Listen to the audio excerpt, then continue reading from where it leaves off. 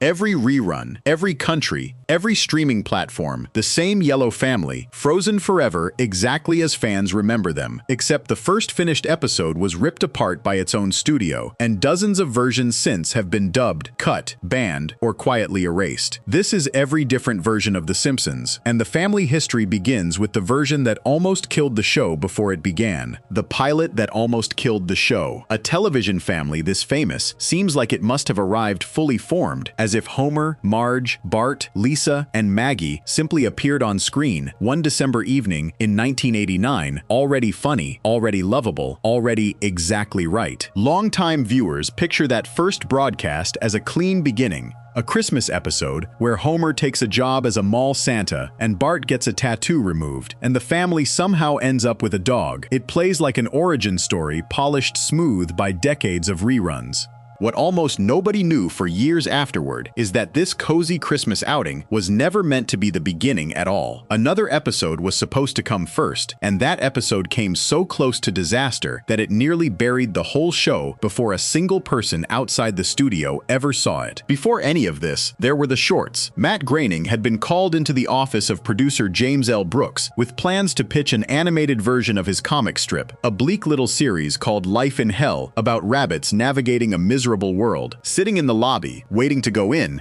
Groening realized that handing over Life in Hell for animation would mean giving up the rights to characters he had been drawing since college. So in the few minutes before the meeting, he sketched something new instead. He drew a dysfunctional family and gave them the names of people in his own life, keeping his parents' names for Homer and Marge and turning his sisters into Lisa and Maggie. His brother Mark became the model for the son, though the name Bart was chosen instead, an anagram of the word brat. These loose, crude drawings became a handful of one-minute cartoons airing inside The Tracy Ullman Show starting in the spring of 1987. Those early shorts looked almost nothing like the family audiences would come to know. The animation studio behind them, a small outfit called Klasky Chupo, had only Groening's rough sketches to work from, and instead of cleaning them up, the animators simply traced over them directly. The result was intentionally crude, thick-lined, wobbly, closer to a moving doodle than a polished cartoon. It worked for 60-second gags, wedged between sketches on someone else's variety show. Whether it could carry a full half hour of primetime television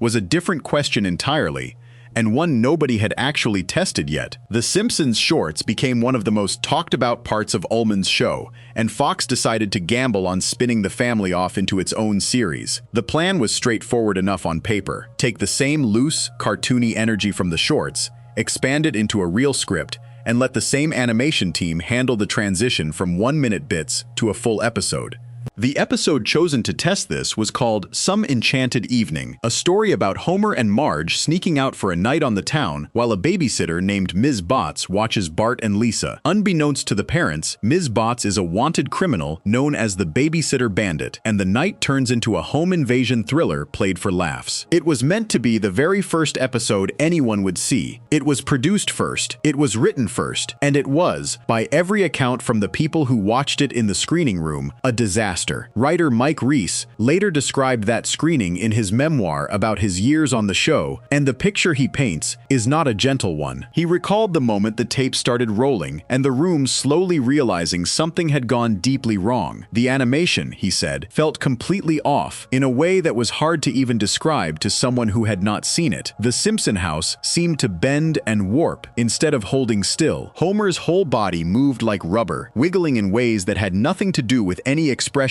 or emotion the scene called for. All of Springfield, Reiss remembered, looked like it had been made out of something soft and unstable, as if the entire town might collapse in on itself between one shot and the next. On top of the animation problems, extra gags had been inserted into scenes without any of the writers being consulted, jokes that didn't fit the rhythm of what was supposed to be happening and that nobody in the room had approved. The mood in that screening room, according to Reiss, was closer to watching something go wrong in real time than watching a finished product. People sat in silence, staring at the screen the way one might stare at a car accident, unable to look away and unable to say anything useful either. James L. Brooks, one of the most experienced producers in the room and someone who had shepherded plenty of shows through rough early drafts, reportedly cut through the silence with a blunt assessment, calling the whole thing garbage in terms far less polite than that. It is one of those stories that has been repeated so often among people who worked on the show that it has become something close to legend inside Springfield lore, but it lines up with everything else known about that screening. Whatever the exact wording, the reaction in the room left no ambiguity about how the episode had landed. This was supposed to be the show that introduced America to The Simpsons, and everyone involved knew, almost immediately, that letting this specific episode go out first would be a mistake with no easy way back. Part of the problem traced directly to how the animation had been produced. Klasky Skupo handled the domestic side of the work, the storyboarding and layout done in Los Angeles, while a South Korean studio named Acom handled the coloring, inking, and filming overseas. Acom had only just begun working with the show, and the studio was still getting a feel for what made the Simpson family's specific look and movement work. The looseness that had charmed audiences in 60-second bursts on Ullman's show became something closer to instability once stretched across a full episode with a real plot and real stakes. Estimates later suggested that somewhere close to 70% of the episode had to be reanimated once the scale of the problem became clear, with a team led by animator David Silverman brought in to try to salvage what they could. Even after that overhaul, the finished product still carried a strange, unsettled quality that stood out from nearly everything the show would produce afterward. Faced with an unusable pilot and a network expecting a launch date, the production team made a decision that would end up shaping how millions of people first met this family. Rather than delay the whole series or force Some Enchanted Evening into the world as the introduction, they asked Fox for more time. That extra time pushed the intended debut back by a couple of months, and by the point the show was actually ready to premiere, the calendar had shifted into late December. A Christmas-themed episode suddenly made a lot more sense as a starting point than a story about a home invasion babysitter. So the episode that had been produced 8th, a story centered on Mr. Burns cutting his employees' holiday bonuses and Homer taking a humiliating job as a mall Santa to cover the cost of removing Bart's new tattoo, became the actual first episode audiences ever saw. It aired on December 17, 1989, under the title Simpsons Roasting on an Open Fire. Some Enchanted Evening, the episode that was supposed to open the whole series, got pushed all the way to the end of the first season instead, airing as the 13th and final episode of that year. There is a strange kind of mercy in how that swap worked out. By the time Simpsons Roasting on an Open Fire went into production, the animation team had already worked through several episodes and had a much firmer grip on how these characters should move and look. The show that ended up introducing America to The Simpsons was, quite by accident, one of the more polished efforts of that first season rather than the roughest one. Mr. Burns came across as believably cold rather than cartoonishly evil. Homer's frustration at his own job and his own family's expectations felt grounded in something real, not buried under animation glitches. The episode built its jokes around a family trying to make Christmas work on no money, a premise that could have played out in a live-action sitcom just as easily as an animated one, which gave audiences something familiar to hold on to while they adjusted to this new, strange-looking cartoon family. It became the version of the show's beginning that generations of fans would come to know by heart, endlessly rerun, endlessly quoted, treated as a kind of sacred founding text for the entire series. Meanwhile, Some Enchanted Evening sat at the far end of the season, arriving after audiences already understood who these characters were and how the show worked. Watching it in that position softened its impact considerably. Viewers by then had already spent 12 episodes with a Simpson family whose animation, while still primitive by later standards, had settled into something more consistent. Landing an episode with wobbly, bending, rubbery animation after that adjustment period felt more like a minor stumble than the introduction of an unwatchable new show. Small continuity oddities that would have looked baffling in a series opener, like Barney's hair matching the color of his skin instead of standing out, or Moe's hair appearing jet black instead of its usual gray, barely registered as anything more than a curiosity for the more devoted fans. Reviewers looking back on the episode decades later have even ranked it among the stronger entries of that first season, something that would have seemed unthinkable to the people sitting in that original screening room. What makes this story such a clean example of how differently the same footage can land,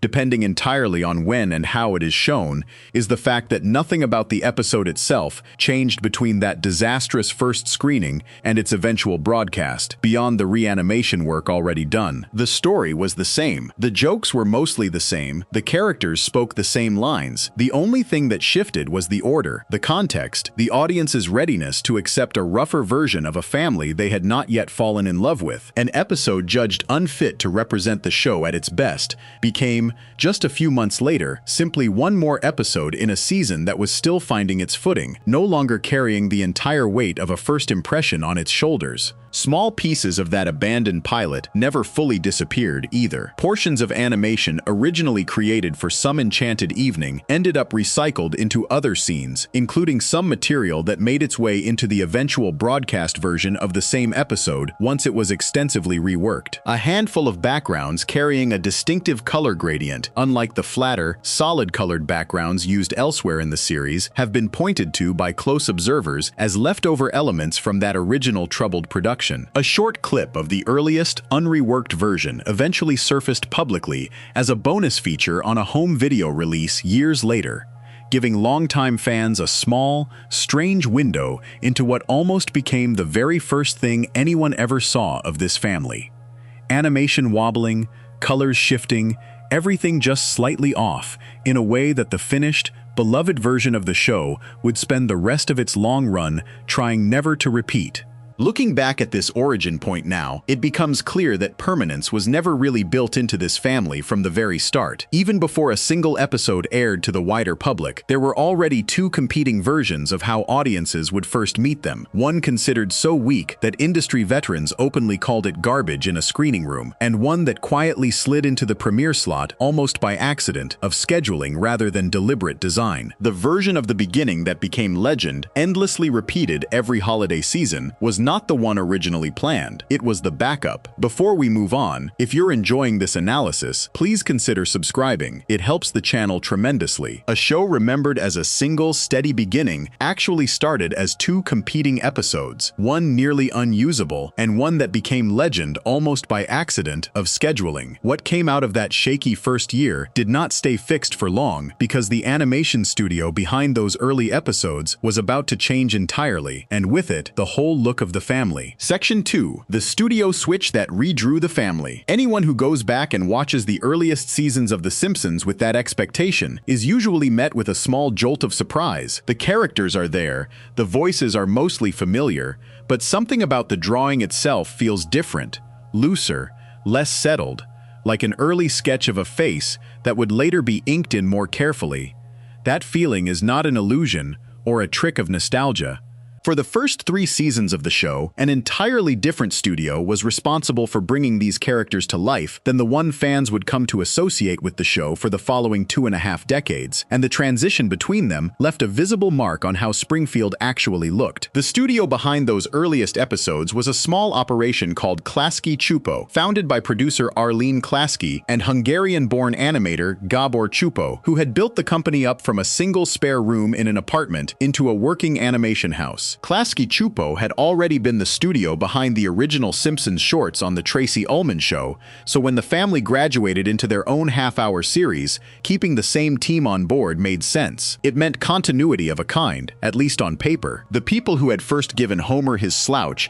and Bart his spiky hair were still the ones drawing them. One particular decision from this era has quietly shaped the entire visual identity of the show ever since, and it did not come from Groening himself. A colorist and animator at Klasky Csupo named Georgi Paluch, credited informally among colleagues as Georgie, is the person generally credited with deciding that the Simpson family should have yellow skin, along with giving Marge her distinctive blue hair. The choice was reportedly made in pursuit of something that did not resemble any other cartoon family already on air, something strange enough to stand out from anything audiences had seen in a sitcom before. It succeeded almost too well. Yellow skin became so tied to the show's identity that entire marketing campaigns and countless jokes over the decades have leaned on the fact that these characters are, quite literally, a different color than anyone else on television. A choice made quickly by one artist working out color palettes in an early production meeting ended up defining the show's most recognizable visual trait for the rest of its existence, output across more than 30 seasons and counting. Working alongside Klasky Csupo on the earliest episodes was a South Korean animation studio named Acom, founded a few years earlier by an animator named Nelson Shin. The arrangement between the two studios followed a pattern that has become common across American television animation for decades, though it rarely gets discussed with the audience in mind. Klasky Csupo, working domestically in Los Angeles, handled the layout and storyboarding, essentially blocking out the key poses and staging for each scene based on the scripts and voice recordings. Those layouts were then shipped overseas to Acom, where teams of animators filled in the frames between those key poses, a process known in the industry as in-betweening, along with the actual coloring and filming of the finished cells. In the earliest years, this meant physically painting individual frames onto sheets of transparent material by hand, a labor-intensive process that would not shift toward digital methods until well into the following decade. This arrangement, while efficient and affordable, introduced a layer of distance between what the American writers and producers imagined for a scene and what eventually appeared on screen. Instructions had to be translated into detailed exposure sheets specifying timing, mouth shapes for dialogue, and the precise poses needed, then mailed across an ocean, worked on by animators who were skilled, but who were, quite reasonably, still developing a feel for the specific rhythms and expressions that made this particular cartoon family work. It was a young partnership finding its footing on a young show, and the seams of that process occasionally showed in the finished episodes. One of the clearest and most often cited examples of this happened in an early episode called Homer's Odyssey, where a coloring mistake resulted in the character Waylon Smithers, Mr. Burns's loyal assistant, being colored with dark skin and blue hair instead of his usual pale, yellow-toned appearance. It was an error, not a deliberate creative choice, the kind of mistake that can happen when hundreds of individual frames are being colored by hand under deadline pressure, thousands of miles away from the people who created the character in the first place. The error slipped through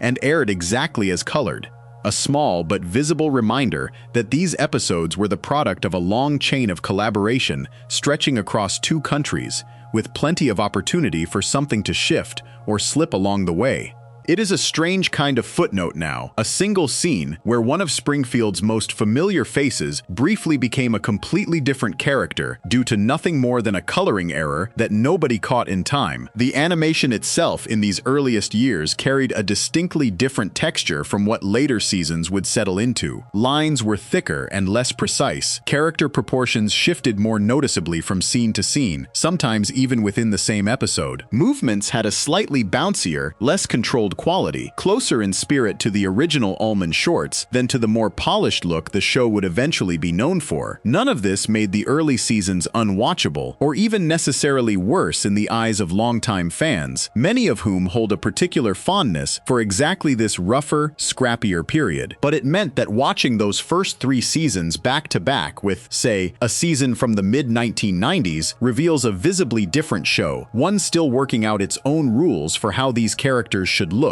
and move from moment to moment. That period of the show's life came to an end following disagreements between the production side and Klasky Csupo. According to reporting from the time, Gracie Films, the production company behind the series, had grown unhappy with certain aspects of how animation production was being managed and wanted to bring in its own producer to oversee that side of the operation more directly. Csupo reportedly declined the request, later explaining that he felt the studio was essentially being told how to run its own business, a position he was unwilling to accept. Coverage from the period also pointed to concerns about wages and working conditions for the animators at the next studio being considered as a factor in the decision to make a change. Whatever the exact mix of reasons, the outcome was a clean break. Starting with the 4th season, domestic production of The Simpsons moved to a different studio entirely, a company called Film Roman. The shift was not small for the people involved. Reports from the time noted that of the roughly 110 people employed at Klasky Csupo to work on the show, a large majority, somewhere around 75, were let go as a direct result of losing the account. For a studio that had helped invent the visual identity of one of the biggest new shows on television, watching that account move to a competitor after only 3 seasons must have felt like a significant loss, even as Klasky Csupo went on to build an entirely separate legacy for itself. Freed from Simpsons duties, the studio turned its attention toward a new project for Nickelodeon, a show about babies imagining elaborate adventures out of the ordinary experiences of everyday toddler life. That show, Rugrats, became one of the network's flagship series and one of the defining pieces of children's animation from that era. eventually described by some observers at the time as something like a version of The Simpsons made for a much younger audience. In a strange twist, the studio that lost the show, which arguably launched its reputation, ended up building an entirely new legacy of its own almost immediately afterward, one that had nothing to do with Springfield at all. Film Roman took over as the primary domestic animation studio, starting with the show's 4th season, and would remain in that role for an extraordinarily long stretch of the show's history, continuing all the way through to 2016. Under Film Roman's stewardship, the character designs that fans now think of as the classic, definitive look of the show gradually settled into place. Lines grew cleaner, proportions stabilized. The slightly wobbly, uncertain quality of those first 3 seasons smoothed out into something more consistent from episode to episode, a version of the family that looked recognizably the same, whether the story was about Homer starting a new job, or Lisa discovering a new passion, or Bart getting into some new form of trouble. Acom continued its role, providing overseas in-betweening, coloring,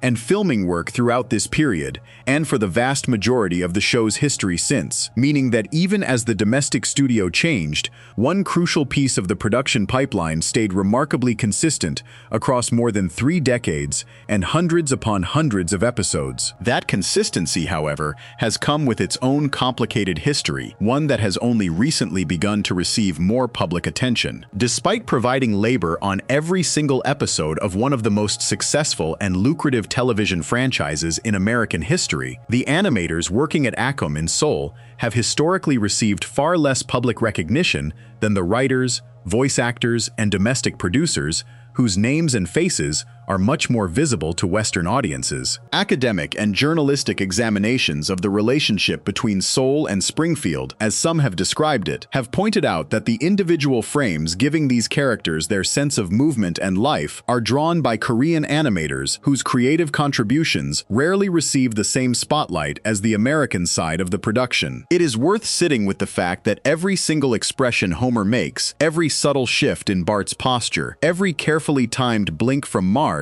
exists because someone at a studio in Seoul physically drew it, frame by frame, guided by American storyboards, but ultimately responsible for bringing the actual motion of the show to life. This dynamic became the subject of unexpected attention in 2010 when the show invited the notoriously private street artist known as Banksy to direct one of its opening title sequences, the segment commonly called the couch gag. That particular sequence depicted the familiar cloud-based opening giving way to a grim, exaggerated vision of a sweatshop overseas, workers drawing and coloring Simpsons animation cells under harsh, punishing conditions, a visual metaphor clearly intended as commentary on outsourced labor within the entertainment industry more broadly. The segment generated enormous attention and plenty of praise for its boldness. Executive producer Al Jean later explaining that the invitation came about after he saw Banksy's documentary about street art and asked the show's longtime casting director to try tracking the elusive artist down. But the sequence has also drawn more critical readings in the years since, with some observers arguing that framing overseas animation labor through the lens of a grim sweatshop, complete with dramatic, Schindler's List-style scoring, risks flattening or misrepresenting the specific, skilled creative work that animators in Korea actually perform on the show, conflating it with the very different, much more mechanical labor involved in producing physical merchandise. It is a strange piece of the show's history, where a segment meant as pointed social commentary ended up, in the eyes of some critics, obscuring the very people it claimed to be honoring. None of this changes the basic, factual shape of how the show's look has shifted over the decades because of decisions made about who would actually draw it. The version of Homer that greeted audiences in December of 1989 was the product of one small studio still finding its footing, working in tandem with an overseas partner still learning the specific rhythms of these characters. The version that most fans picture when they close their eyes and think of a classic Simpsons episode, cleaner lines, steadier proportions, that unmistakable and confident sense of visual comedy timing, came together only after a change in domestic studios that displaced dozens of working animators and reshaped the show's visual identity in the process. And running underneath both versions, largely unacknowledged for most of the show's history, has been the steady, essential work of animators in Seoul, drawing frame after frame for a family that the vast majority of American viewers have never once stopped to picture as anything other than simply, effortlessly, always looking exactly the way they remember. Before we move on, if you're enjoying this analysis, please consider subscribing. It helps the channel tremendously. Behind every familiar face on this show sits a long chain of studios, colorists, and overseas animators whose individual choices shaped how this family actually looks, sometimes in ways that only became visible through mistakes, like a character colored the wrong way entirely. Once that same family started speaking languages other than English, the differences between versions only grew stranger. Section 3. The family that speaks in 100 different voices. Homer Simpson has a voice that feels inseparable from the character himself. That particular blend of gruff, nasal frustration and childlike wonder that Dan Castellaneta built over decades of recording sessions. For English-speaking audiences, it is almost impossible to imagine Homer sounding any other way. But for the vast majority of people around the world who have grown up watching this family, Homer never sounded like that at all. He sounded like someone else entirely, a completely different actor, working in a completely different language, shaping the character according to instincts and cultural touchstones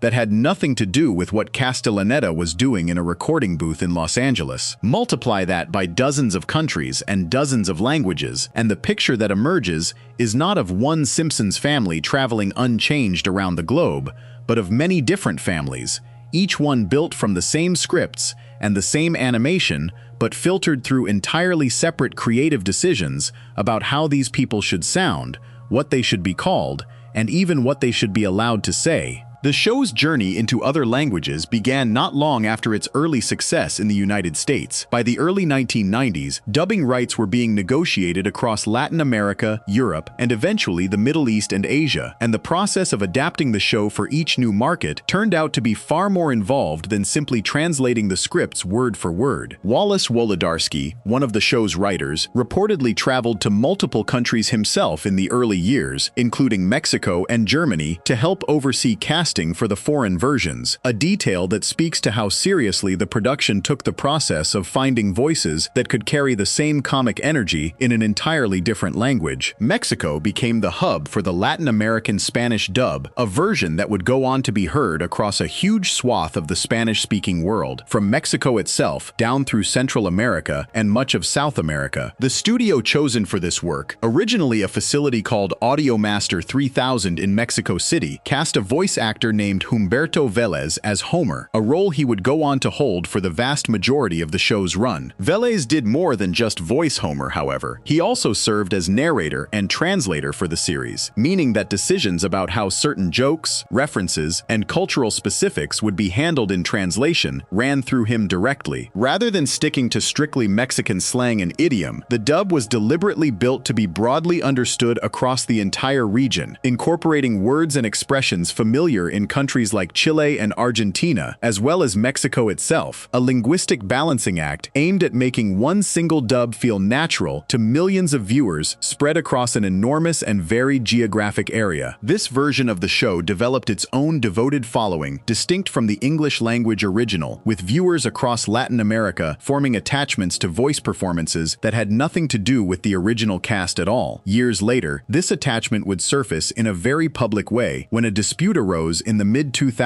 between the voice actors and a dubbing studio over pay and working conditions. When the roles were eventually recast with entirely new voice actors starting partway through the show's run, the reaction from longtime Latin American viewers was significant, with many expressing that the recast voices simply did not sound like their Homer, their Marge, their family, despite technically representing the exact same characters saying the exact same lines. Vélez would eventually return to the role decades later, but the intervening years demonstrate something important about how deeply a specific dubbed performance can become inseparable from a character in the minds of the people who grew up with it, every bit as much as Castellaneta's performance is inseparable from Homer for English-speaking audiences. Spain, rather than adopting the same Latin American dub used across the rest of the Spanish-speaking world, developed its own entirely separate version, produced independently with its own cast and its own translation choices. One small but telling detail illustrates just how differently the character landed depending on which side of the Atlantic was doing the translating.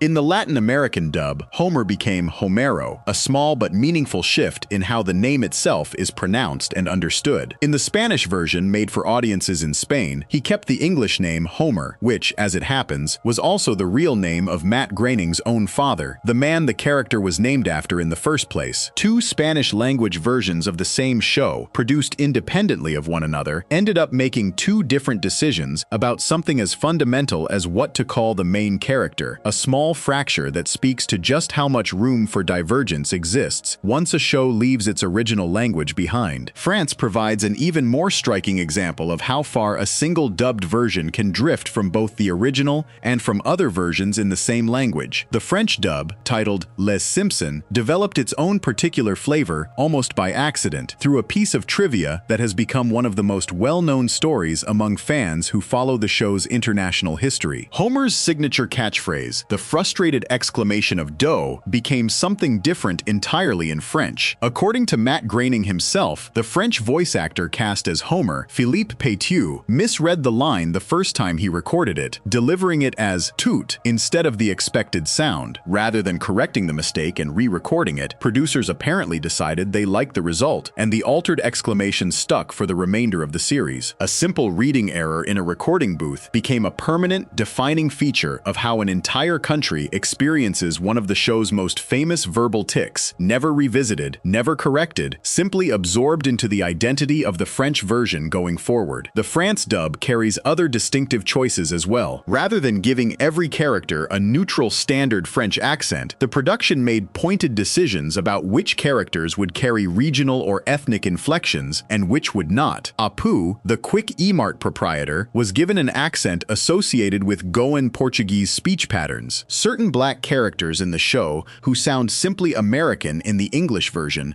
were given accents in French associated with North African immigrant communities. Kirk Van Houten, Milhouse's father, was given a stereotypically Belgian accent, playing on the fact that Van Houten is a name commonly associated with Belgium. These choices reflect a broader pattern in dubbing work generally, where translators and directors make judgment calls about how to convey a joke or a social dynamic that exists in the original culture by mapping it onto something recognizable within their own, even when the results carry their own complicated implications about how certain groups get represented. Just across the border, in the French-speaking Canadian province of Quebec, an entirely separate dub was produced, one that diverges from the France version dramatically despite technically being made in the same language. Rather than giving Springfield's working-class residents a standard, neutral French accent, the Quebec dub gives characters like Homer and his friend Barney Gumble a thick, distinctly regional Quebecois dialect known as joual, while reserving a more polished, continental French accent for the town's elite figures, characters like Principal Skinner and Reverend Lovejoy. This choice creates a class-based linguistic divide within the show that does not exist in quite the same form in either the original English version or the France dub, adding a layer of social commentary specific to Quebec's own history and its own complicated relationship with language and class. The Quebec version goes further than accent alone, actively localizing many of the show's references to fit a Quebecois frame of reference rather than simply translating jokes built around American pop culture. A joke in the original English version referencing Homer watching the crime drama CSI Miami becomes, in the Quebec dub, a reference to a similar Quebecois television program called Fortier, a show recognizable to French-Canadian audiences but almost entirely unknown outside that specific media landscape. Sports references receive similar treatment. In one widely cited example, a joke built around Homer receiving the notoriously poor-performing Denver Broncos as an ironic reward gets swapped out in the Quebec dub for the Montreal Alouettes, a Canadian football team, preserving the underlying joke about receiving a bad team as a prize while making the specific target recognizable to a Quebecois audience rather than requiring familiarity with American football. None of these choices exist in the France dub, which keeps the setting and cultural references rooted in the United States even while adjusting other elements of the dialogue and performance style. These two French language versions have developed such distinct identities that fans and commentators have spent years directly comparing them against each other, treating the differences as their own small subculture of Simpsons appreciation, entirely separate from discussion of the English original. A widely circulated social media breakdown from 2019 walked through several of these divergences point by point, drawing attention attention from entertainment outlets and prompting broader conversation about just how differently a single show can land depending on which side of a linguistic and cultural border it happens to be dubbed on. People who grew up with one version have described the experience of stumbling across the other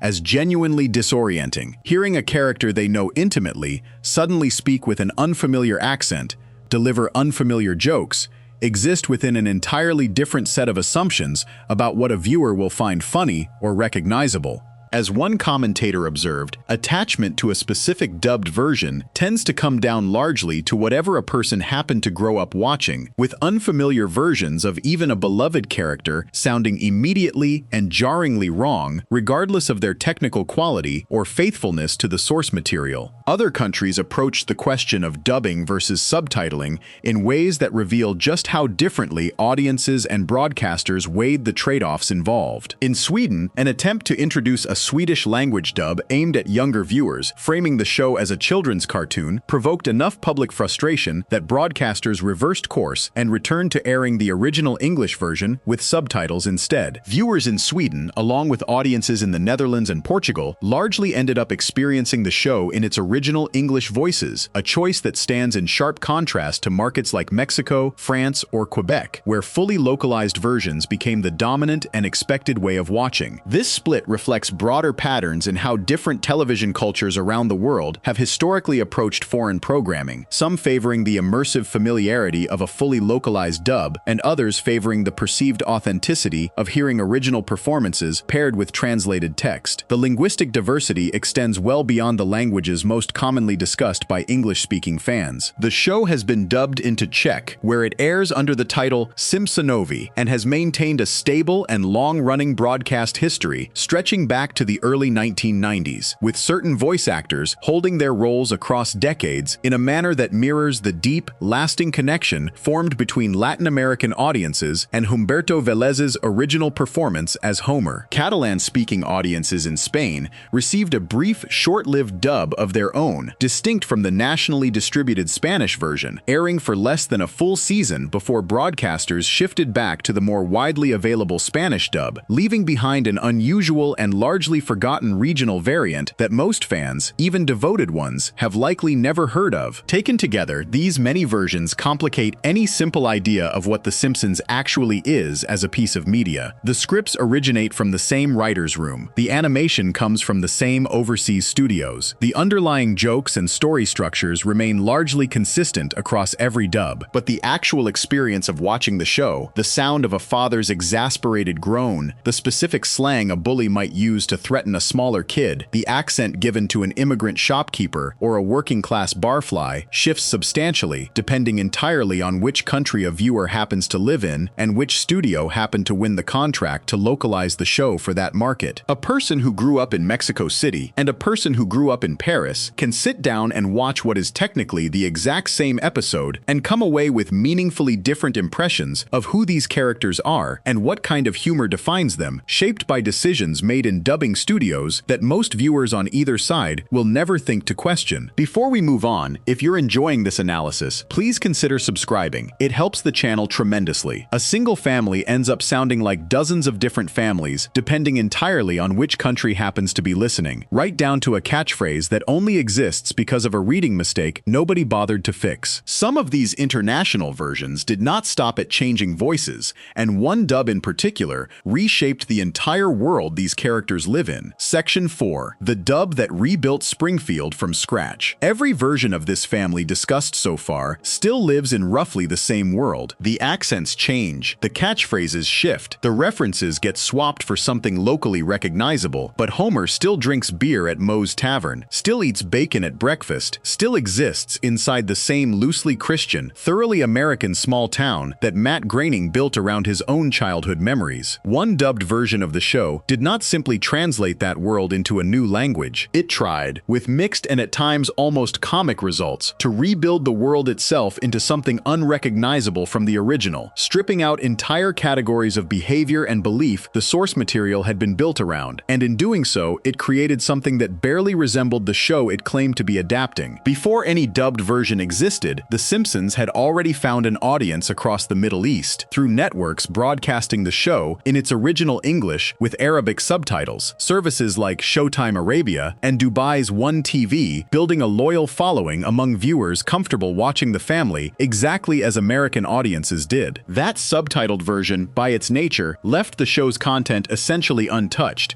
Jokes about alcohol, references to pork products, the general irreverence that defines the show's sense of humor. All of it stayed intact, simply rendered into Arabic text at the bottom of the screen rather than replaced or removed. That changed in September of 2005 when the Middle East Broadcasting Center, commonly known as MBC, produced and aired a fully dubbed Arabic version under a title that transliterates roughly as Al-Shamshun, rendering the family name Simpson into an Arabic equivalent. Rather than simply translating dialogue, the production team behind this version made the decision to substantially alter or delete references to entire categories of content considered incompatible with the standards of the intended audience. The most immediately obvious of these changes involved alcohol. Homer Simpson's defining relationship with beer, and specifically with the fictional brand Duff Beer that fuels an enormous portion of the show's humor about working-class American drinking culture, could not simply carry over into this version. Instead, animators and voice directors reworked the character's behavior so that Homer appears to be drinking soda instead, stripped of any reference to alcohol whatsoever. Given how frequently the original show returns to Moe's Tavern as a setting, and how central Homer's drinking is to entire storylines across the show's history, this single change alone required substantial reworking of dialogue and context throughout the episodes selected for adaptation. According to reporting on the production, references to Moe's Tavern itself were largely cut altogether rather than simply reworked, removing one of the show's most frequently used locations from this version entirely. Food carried similar restrictions. Pork products, including bacon and the many hot dog jokes scattered throughout the series, presented an obvious conflict with dietary restrictions common across much of the intended Arabic-speaking audience. The adaptation team addressed this by having Homer eat beef sausages in place of pork products, and by removing or altering scenes that depicted him eating bacon or pork rinds, foods that appear with some regularity in the original, given how much of Homer's characterization revolves around uncontrolled appetite and a general disregard for his own health. The scale of these changes extended well beyond food and drink into territory that touched on the show's basic sense of place and cultural texture. According to accounts from Rasha Hosni, the individual responsible for adapting the show for NBC, she initially pitched an idea aimed at addressing an obvious tension built into transplanting an intensely American show into an Arabic language context. Her proposal involved creating something described as a fictional Arab enclave within Springfield, an attempt to explain, at least loosely, why a community with distinctly Arab characteristics might plausibly exist within the middle of small-town America, the kind of narrative patch that might help the adaptation feel slightly less disconnected from its own setting. According to reporting on the project, the network executives overseeing the adaptation, described in coverage as a group of sheiks, rejected this idea outright. Rather than attempting any explanation for the disconnect between setting and audience, the decision was made to simply leave Springfield exactly as it was and proceed without any narrative bridge at all, resulting in a version of the show where characters speaking Arabic exist within a town that makes no acknowledgement whatsoever of why that might be the case. Hosni also reportedly pushed for a specific solution to the alcohol problem that would have preserved at least a hint of the original joke structure. She proposed that Homer be shown drinking a non-alcoholic malt beverage called sheer, a drink that exists within the region and carries at least a passing resemblance to beer in terms of appearance and cultural association, reasoning that this would make the dubbing work easier while still keeping some connective tissue to the original character trait. The network executives again overruled this suggestion, insisting instead that Homer simply be shown drinking juice, a far more sweeping departure from the source material that removed any trace of the joke's original shape, rather than finding a culturally acceptable middle ground. Journalist Daniel Poplak, who examined this adaptation in detail, described the resulting process as one of steady cultural attrition, a phrase that captures how each individual change may have seemed reasonable or necessary in isolation, but that collectively stripped away enormous portions of what made the original show recognizable. Poplak's reporting also noted that the production made efforts to downplay or minimize the characterization of Waylon Smithers' attraction to his boss, Mr. Burns, a running element of the original show's humor that touches on Smithers' sexuality, removing or softening a character dynamic that had been part part of the show's comedic fabric since its earliest seasons. Beyond alcohol, food, and matters of sexuality, even the show's depiction of religious practice underwent quiet substitution, with references to church attendance, a recurring backdrop throughout the series, given the Simpson family's regular church-going habits, reworked so that characters instead attend a mosque, swapping out one religious institution, central to the American setting, for one appropriate to the adaptation's intended audience, without any acknowledgement of the substitution within the show itself. Taken individually, each of these changes might be understood as a reasonable localization choice, the kind of adjustment dubbing teams make constantly when adapting content across cultural lines. Taken together, however, the cumulative effect described by people who examined this version closely was something closer to a fundamentally different show, wearing the same character designs and following the same basic plot structures as the original. Poplak's own assessment,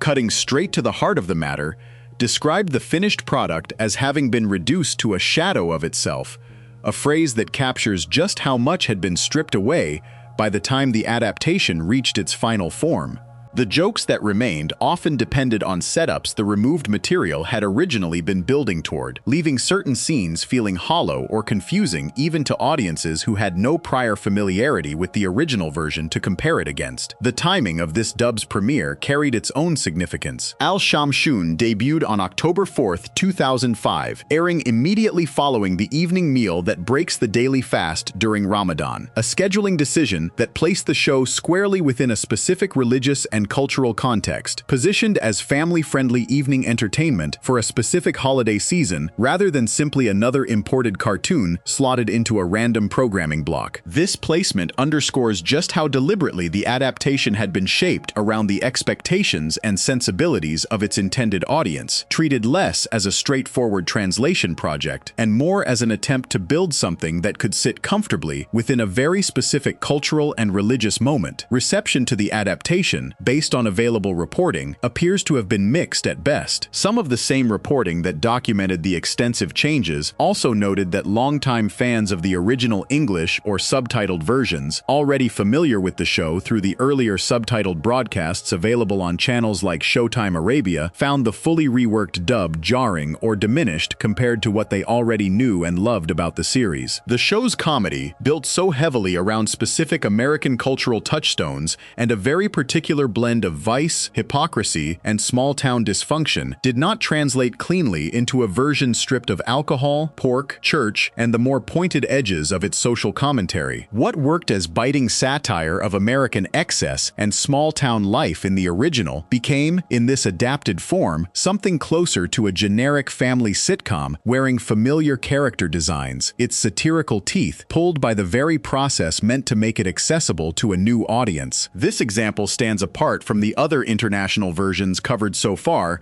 precisely because of how far it pushed the boundaries of what counts as the same show at all. The France and Quebec dubs, however different from each other, still preserved the basic shape of Homer's relationship with alcohol, still kept Moe's Tavern intact as a setting, still allowed the show's satirical edges to remain largely visible, even as specific references got localized for a different audience. The Al-Shamshun adaptation removed entire pillars of the show's comedic structure, not merely translating jokes, but eliminating the premises those jokes depended on. Where other dubs asked audiences to accept a different voice attached to a familiar character, this adaptation asked audiences to accept an entirely different version of who that character was allowed to be, drinking juice instead of beer, eating beef instead of pork, attending a mosque instead of a church, existing within a town that never once acknowledged why any of these changes made sense within its own fictional geography. What makes this case particularly striking within the broader story of how many different versions of this family have existed across the world is the reminder it offers about just how much latitude a broadcaster can exercise when adapting a piece of media for a new market, and how few limits exist on how far that adaptation can travel from its source before something closer to a new, separate creation emerges instead. Somewhere in the space between a straightforward dub and a full cultural transplant sits this particular version of Springfield, populated by characters who share names names and faces with the family known throughout the rest of the world, but who live according to an entirely different, quietly rewritten set of rules about what they are permitted to eat, drink, believe, and do on screen. Before we move on, if you're enjoying this analysis, please consider subscribing. It helps the channel tremendously. One dub did not just change how this family sounded, it rebuilt the rules of the town they live in, trading beer for juice and church for mosque without ever explaining the swap. Other countries took a different approach entirely, refusing to let certain episodes air at all. Section 5. The episodes the world refused to air. Most of what has been covered so far involves adaptation, the process of reshaping a joke or a character trait to fit a new audience without necessarily removing anything from the show's basic availability. What happens next in this story is different. Rather than softening or rewording content to make it acceptable, a number of countries simply decided that certain episodes should not be shown to their audiences at all, whether temporarily or, in some cases, indefinitely. Over more than 3 decades and hundreds of episodes, The Simpsons has accumulated a genuine list of installments that have been pulled, delayed, edited beyond recognition, or banned outright by broadcasters and governments around the world, each one offering its own small case study in how differently the same piece of comedy can be received depending on the specific history, sensitivities, and politics of wherever it happens to land. Japan holds a particular distinction in this story, having banned or refused to air more of these episodes than perhaps any other country discussed in connection with the show. The most frequently cited example is a season 10 finale called 30 Minutes Over Tokyo, an episode following the Simpson family on a trip to Japan after they discover a money-saving program that leaves them with enough spare cash for a last-minute vacation. Once in Japan, the episode leans heavily into culture clash comedy, with Homer offending various people he encounters and eventually losing the family's money entirely, forcing them onto a dangerous, exaggerated Japanese game show in a desperate attempt to earn enough money to get home. Several specific moments within the episode have been identified as the source of the ban. One sequence involves a joke about a Hello Kitty-themed factory that implies its products are made using the remains of burned cats, a joke that struck many as tasteless given the character's genuine cultural significance and commercial importance within Japan itself. Another sequence parodies a fictional anime called Battling Seizure Robots, a direct reference to a real and infamous incident involving an actual Pokemon episode that caused hundreds of Japanese children to be hospitalized after experiencing seizures triggered by flashing lights on screen, a serious public health event that many viewers felt was being treated far too lightly for comedic purposes. Perhaps the most serious point of contention involves a scene in which Homer, attending a sumo wrestling match, picks up the then-reigning Japanese Emperor Akihito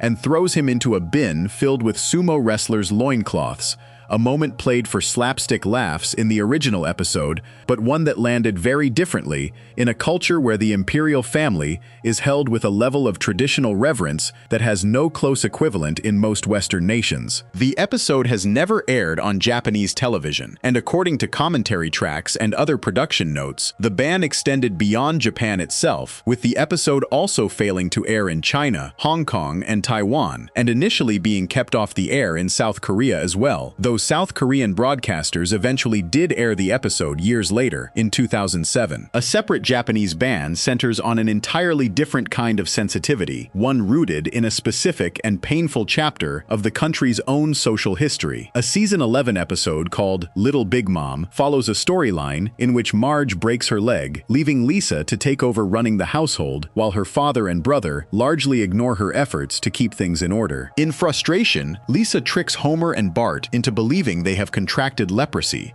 using the resulting panic as a way to finally get their attention and cooperation. The episode contains one of the show's most widely shared and referenced moments, a scene involving Homer experiencing an unexpected and much discussed attraction to his neighbor Ned Flanders while under the influence of medication, a moment that has taken on a life of its own, online independent of the episode it originated from. None of that internet fame, however, has any bearing on why the episode has never aired in Japan. Japan. The country's history includes a long and well-documented period during which people affected by leprosy were subjected to forced segregation under government policy, a practice that has since been acknowledged as a serious human rights violation and the subject of formal government apology. Given that history, an episode built around leprosy as a source of comedic panic was judged too sensitive for broadcast, and it has remained unaired in the country as a result, a ban that has held steady for more than 2 decades without any indication that the sensitivity underlying it has faded. The United Kingdom has its own distinct history, with episodes deemed unsuitable for broadcast, generally rooted less in questions of national reputation and more in specific standards around violence, weapons, and drug content. A Season 9 episode titled The Cartridge Family follows Homer purchasing a handgun after a soccer match in Springfield erupts into a violent riot, leaving him convinced his family needs protection. What follows is a fairly loose, farcical treatment of gun ownership, with Homer handling the weapon carelessly, storing it in dangerous places around the house, and firing it inside his own home to retrieve items from the roof, all played for comedy rather than treated with any weight or consequence. British broadcaster Sky One initially declined to air the episode,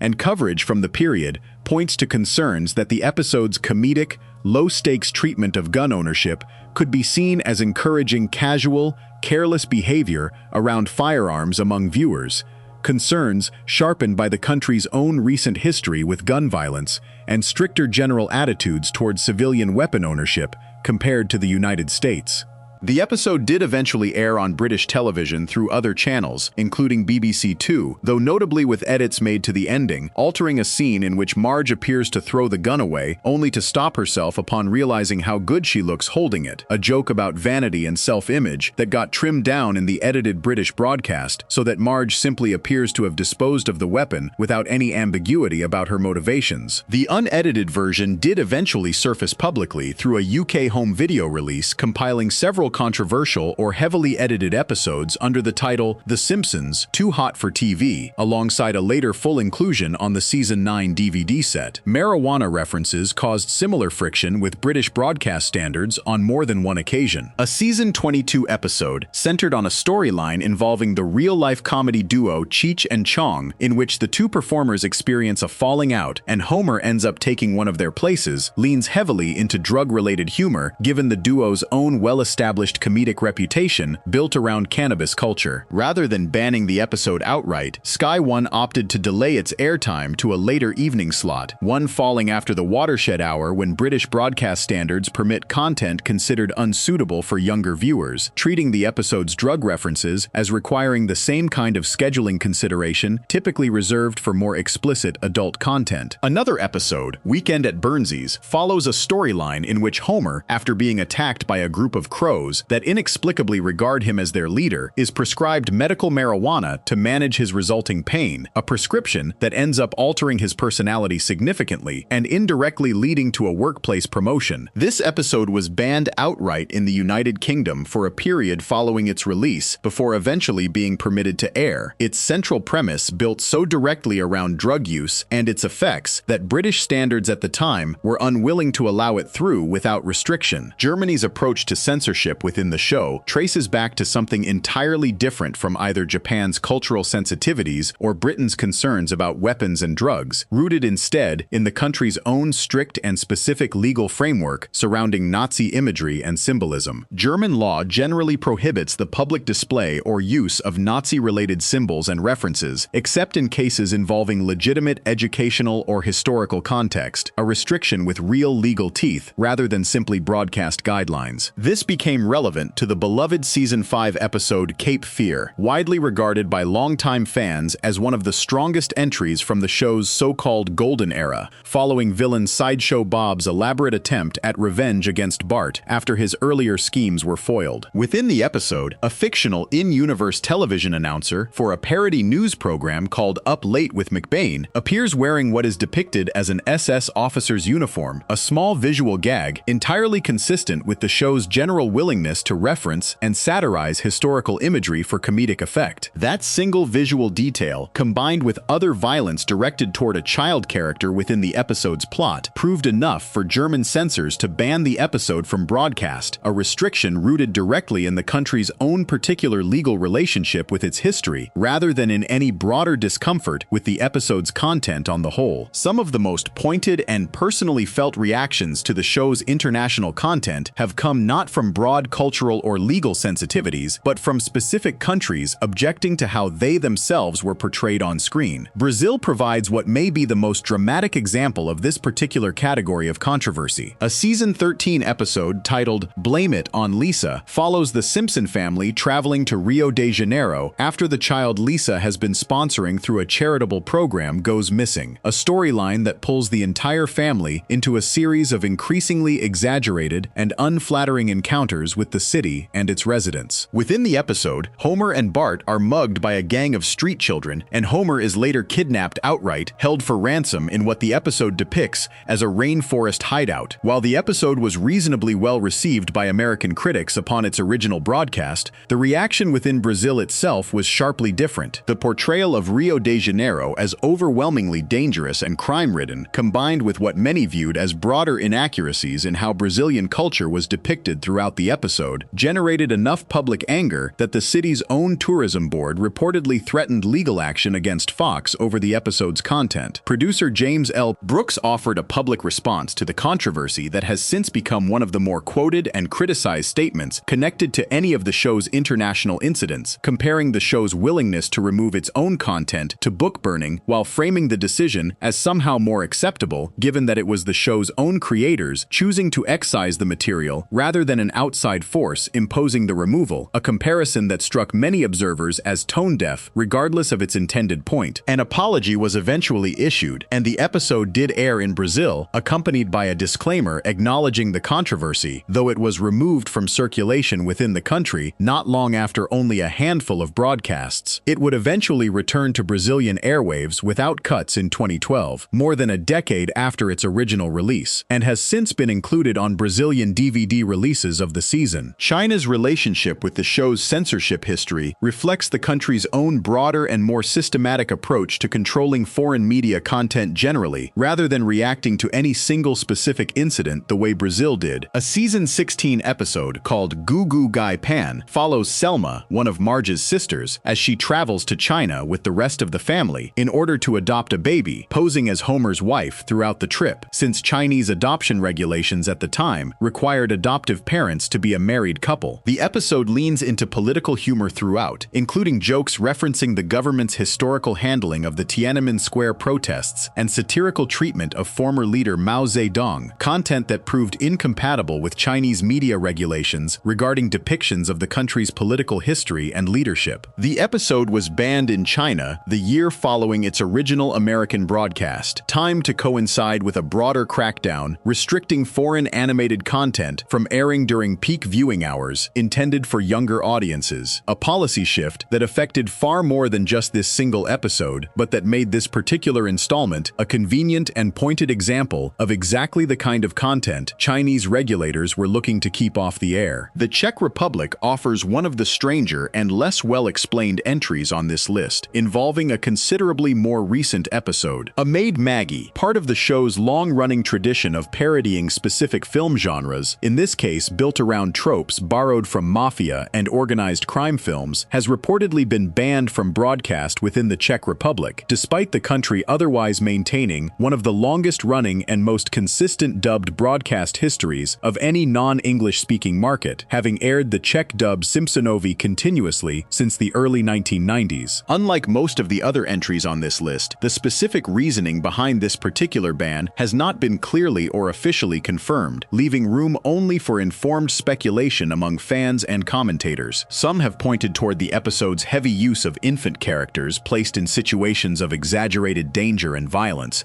consistent with the mafia genre conventions it parodies, as a plausible explanation, though without an official statement from Czech broadcasters. The exact reasoning remains genuinely unresolved, a rare case in this history where the fact of the ban is clear, but the motivation behind it is not. The United States itself has not been immune to this pattern of episodes being pulled from circulation, though the reasoning behind American cases has tended to differ from the reasons driving bans elsewhere. Following the September 11th attacks in 2001, a Season 9 episode titled The City of New York vs. Homer Simpson, built around a storyline in which Homer travels to Manhattan to retrieve his car after his friend Barney drives it there and abandons it illegally parked, was removed from American syndication rotation for a period of time. The episode's plot involves scenes set at and around the World Trade Center, content that suddenly carried an entirely different emotional weight in the aftermath of the attacks than it had when the episode originally aired in 1997. When the episode eventually returned to circulation, many individual television stations chose to edit out specific references and visuals connected to the World Trade Center rather than restoring the episode in its complete original form, and reports indicate that Canada and the United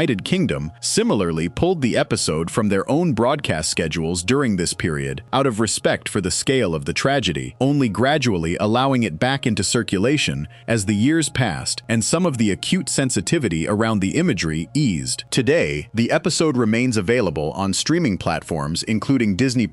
though typically accompanied by a content advisory acknowledging its unintentional connection to the September 11th attacks, a case that illustrates how a piece of media can become sensitive not through any fault or intention on the part of its creators, but simply through the unfortunate coincidence of real-world events reshaping how audiences receive it years after its original release. Perhaps the single most consequential episode removal in the show's entire history, however, involves neither a foreign government nor a scheduling decision made in the immediate aftermath of tragedy, but rather a case where the show's own producers chose to pull an episode from circulation entirely on their own initiative. The Season 3 episode Stark Raving Dad, which originally aired in 1991 and featured a guest vocal performance from Michael Jackson under the pseudonym John J. Smith, portrayed a man institutionalized under the belief that he was the pop star and was for decades treated as a beloved and frequently celebrated piece of the show's history, even receiving a special rebroadcast just over a week after Jackson's actual death in 2009. Following the release of the 2019 documentary Leaving Neverland, which detailed serious allegations of childhood sexual abuse against Jackson from two men who described their experiences with him at length, the cultural reception toward the singer's legacy shifted dramatically and rapidly. In direct response, the show's producers, including longtime executive producer James L. Brooks and showrunner Al Jean, made the decision to formally pull Stark Raving Dad from circulation entirely, removing it from streaming platforms and future syndication. This makes the episode the only one in the show's entire history to be banned specifically from Disney+ and from worldwide broadcast as a direct result of a decision made by the production itself rather than by any outside government body or broadcaster. A genuinely unique case within this whole pattern of censorship and removal, where the people who created the content were the ones who ultimately decided the world should no longer have easy access to it. Taken as a whole, this scattered but extensive history of banned, delayed, and edited episodes reveals something important about just how differently a single piece of comedy can be received depending entirely on where and when it lands. An episode judged harmless enough for American primetime can become deeply offensive in Japan because of a specific and painful chapter of that country's own history that most American writers working on the episode likely never considered. A storyline built around casual gun ownership can pass without much comment in its country of origin, while triggering genuine broadcast restrictions in a country with a fundamentally different relationship to firearms and violence. A joke about a country's history with an authoritarian government can be banned outright by that same government while barely registering as controversial anywhere else in the world. And in at least one case, the very people who created the content can decide, years after the fact, and in response to a shifting cultural understanding of a guest performer's own history, that a piece of their own work no longer deserves to exist in the same accessible form it once did. Each of these cases represents its own small, specific negotiation between comedy and consequence, between what one culture finds harmlessly absurd and what another finds genuinely painful or unacceptable. And together, they form one more layer in the long, complicated story of just how many different versions of this single family have existed, depending entirely on who was deciding what the rest of the world was allowed to see. Before we move on, if you're enjoying this analysis, please consider subscribing. It helps helps the channel tremendously. Some countries changed the voices, some rewrote the world, and some simply decided certain episodes should never be seen at all, whether because of history, politics, or a guest star's own reputation. Even the episodes that did make it to air everywhere have not stayed the same, because television itself found its own quiet ways to cut pieces away. Section 6. The jokes the frame itself cut away. There is a particular kind of change to this show that has nothing to do with language, culture, or government sensitivity at all. It happens purely because of the shape of the screen a person happens to be watching on, and the business decisions made about how that screen should be filled. Unlike a banned episode, which simply disappears from view entirely, this kind of change is quieter and harder to notice. The episode still airs, the story still plays out from beginning to end, every line of dialogue intact, every plot beat exactly where it belongs. But pieces of it, sometimes small, sometimes surprisingly important to the joke actually landing, quietly vanish from the edges of the picture without any announcement, without any warning, leaving most viewers with no idea that they are watching something less complete than what originally aired more than a decade earlier. To understand how this happened, it helps to sit for a moment with how television screens themselves changed shape over the course of this show's history. For the first 19 seasons of its existence, The Simpsons was produced and broadcast in a format known as 4:3, the boxy, nearly square shape that defined television screens for most of the 20th century, going all the way back to the earliest days of the medium. This was simply how television worked at the time the show began, and every visual joke, every background gag, every small detail hidden in the corners of a scene was drawn and staged with that specific shape of screen in mind. The animators working on those early seasons were not thinking about how their compositions would eventually need to translate to a wider frame decades later, because no such frame existed yet as a broadcast standard. They composed each shot to fill a box that was almost square, and they placed details accordingly, sometimes right up against the very edges of that box, trusting that anyone watching on a normal television set at the time would see the entire picture exactly as intended. The show did not shift to the wider, more rectangular 16:9 format familiar from modern televisions until partway through its 20th season in 2009, a full 2 decades after its original premiere in December of 1989. This means that the overwhelming majority of the show's history, hundreds and hundreds of episodes stretched across nearly 2 full decades of production, exists in a shape that no longer matches the screens most people now own and watch television on. When a piece of visual media created for one aspect ratio needs to be shown on a screen built for a different one, something has to give, and there is no version of that trade-off that comes entirely free. Broadcasters and streaming platforms typically solve this problem in one of 2 ways. They can either shrink the original picture down to fit within the new, wider frame and surround it with black bars running down either side, an approach commonly called letterboxing, which preserves every single detail of the original composition exactly as animated but leaves visible, empty space on the screen that some viewers find distracting or simply unattractive on a modern television. Or they can zoom in on the original picture and crop away the top and bottom of the frame, filling the entire width of a modern widescreen display, edge to edge, but sacrificing whatever happened to be sitting near the upper and lower edges of the original shot in the process. For much of the show's later streaming history, platforms overwhelmingly chose the second option, prioritizing a filled, edge-to-edge picture over the completeness of the original animation, and the consequences of that choice turned out to be far more significant and far more widely noticed than most casual viewers, and apparently even most of the executives making the decision ever anticipated. The problem first drew real public attention in 2014, well before Disney even entered the picture, when the cable network FXX launched a dedicated streaming app called Simpsons World, offering the entire back catalog of the series in one centralized place for the very first time in the show's history. Prior to this, tracking down specific older episodes had often meant relying on syndicated reruns airing in whatever order a given local station happened to schedule them, or purchasing individual season sets on DVD, so the arrival of a single app housing every episode ever produced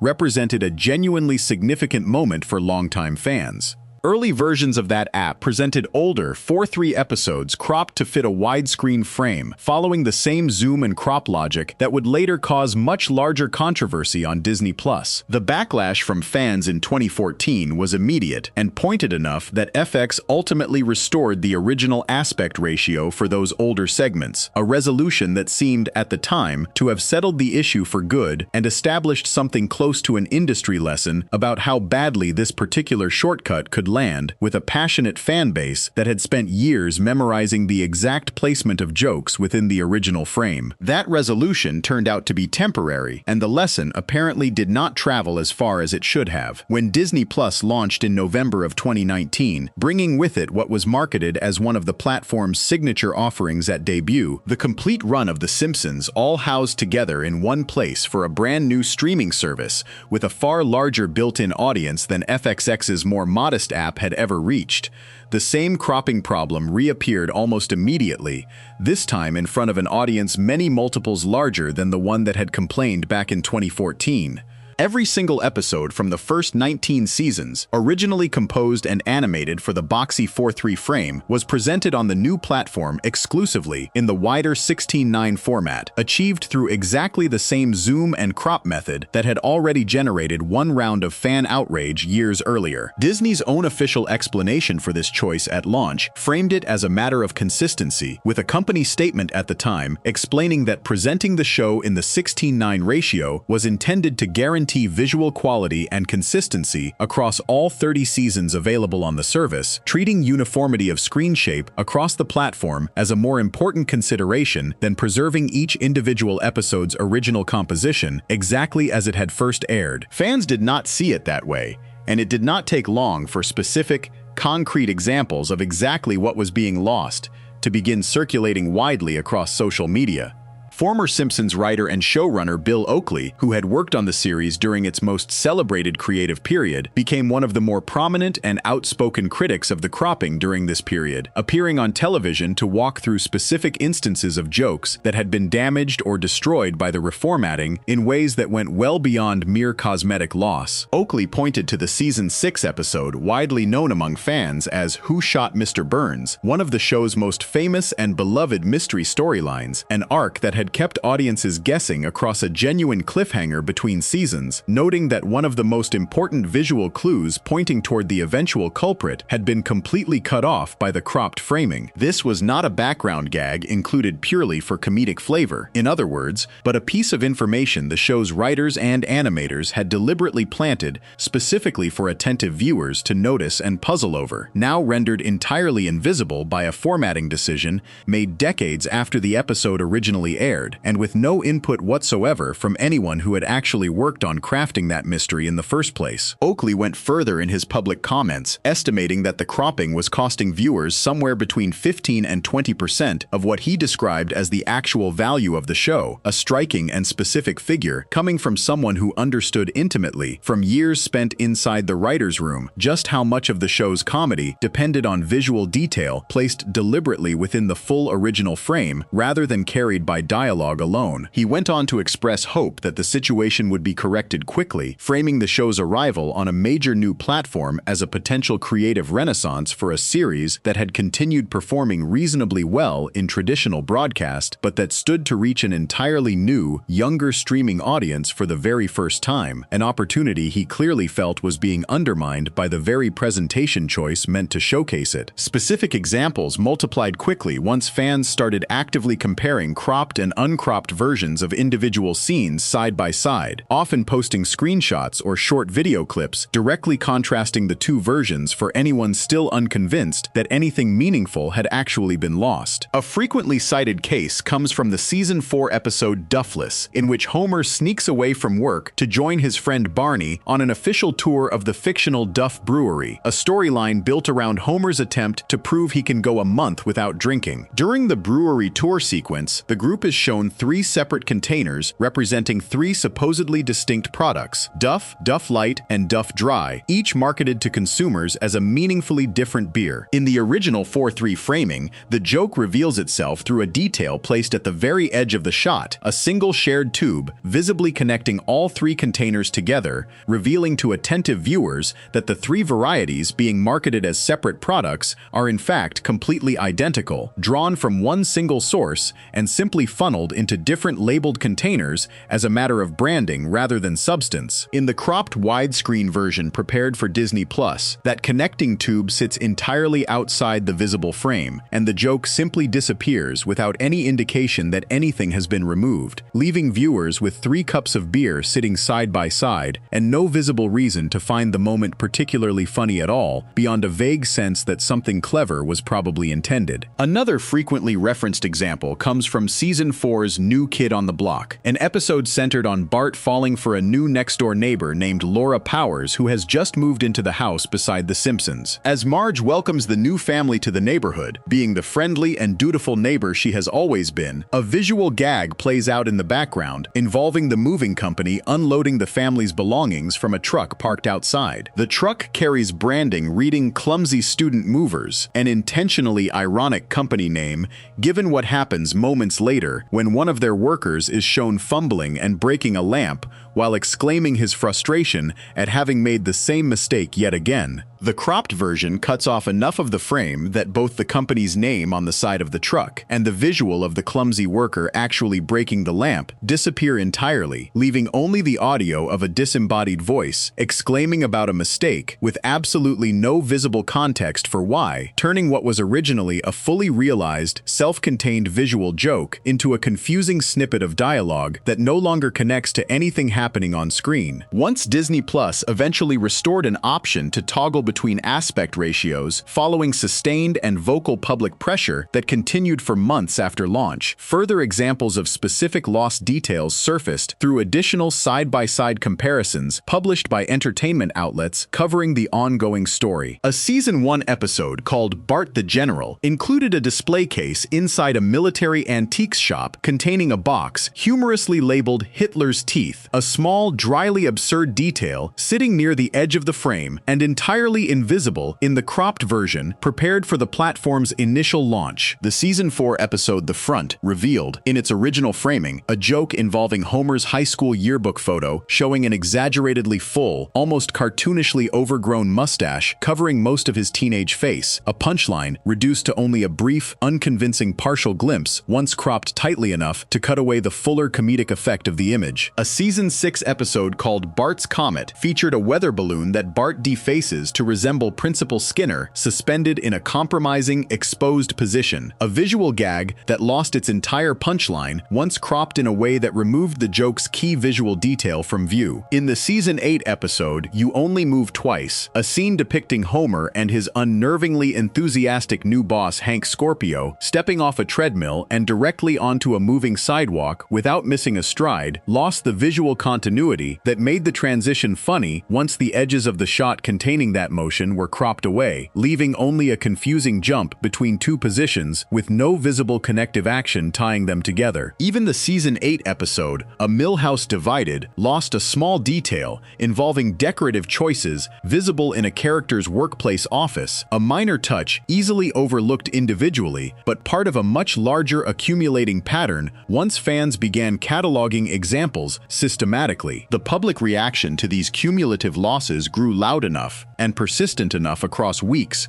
rather than fading after a single news cycle, that Disney formally responded within days of the platform's launch, issuing a statement acknowledging the criticism directly and committing to eventually restore access to the original aspect ratio for viewers who wanted it. The company's statement reiterated its original reasoning about visual consistency across all 30 seasons, while promising that new features and viewing options would be rolled out over time as the platform matured, specifically committing to making the first 19 seasons, along with some episodes from Season 20, available in their original 4:3 format starting in early 2020. That promise took considerably longer to fulfill than the initial timeline suggested to many impatient fans, with the actual toggle feature not arriving until May 28th of that year, more than 6 months after the platform's launch and the very first wave of public complaints. According to reporting covering the technical side of this delay, the challenge was not simply a matter of flipping some internal switch, but involved a genuine structural limitation baked into how Disney's entire streaming infrastructure had been built from the ground up. The underlying content management system, built around an industry-standard framework for organizing media assets known as the Movie Lab's Digital Distribution Framework, had been designed under the assumption that each individual episode would correspond to only a single video edit, with multiple audio tracks or subtitle options able to attach to that one video file, but no accommodation whatsoever for an entirely separate video version of the same episode existing simultaneously within the system's architecture. Engineers had to develop an entirely new concept within their content model as a result, introducing what they described internally as multiple media facets, essentially teaching the platform's underlying architecture to recognize for the first time that a single episode could legitimately exist in more than one visual form at once. This was a genuine piece of infrastructure work that had never previously been necessary anywhere else across Disney's enormous media catalog, because no other major title the company distributed had ever needed to offer viewers a literal choice between two fundamentally different frame compositions of the exact same underlying content. Once the toggle finally arrived on the platform, it allowed subscribers to select a setting somewhat counterintuitively labeled Remastered Aspect Ratio, which referred to the newer, cropped 16:9 presentation, despite that label suggesting an improvement rather than a loss. Disabling that toggle restored the original 4:3 framing exactly as it had first aired on broadcast television decades earlier, uncropped and complete. This option applies only to those pre-2009 seasons that originally aired in the older format, since every episode produced from partway through season 20 onward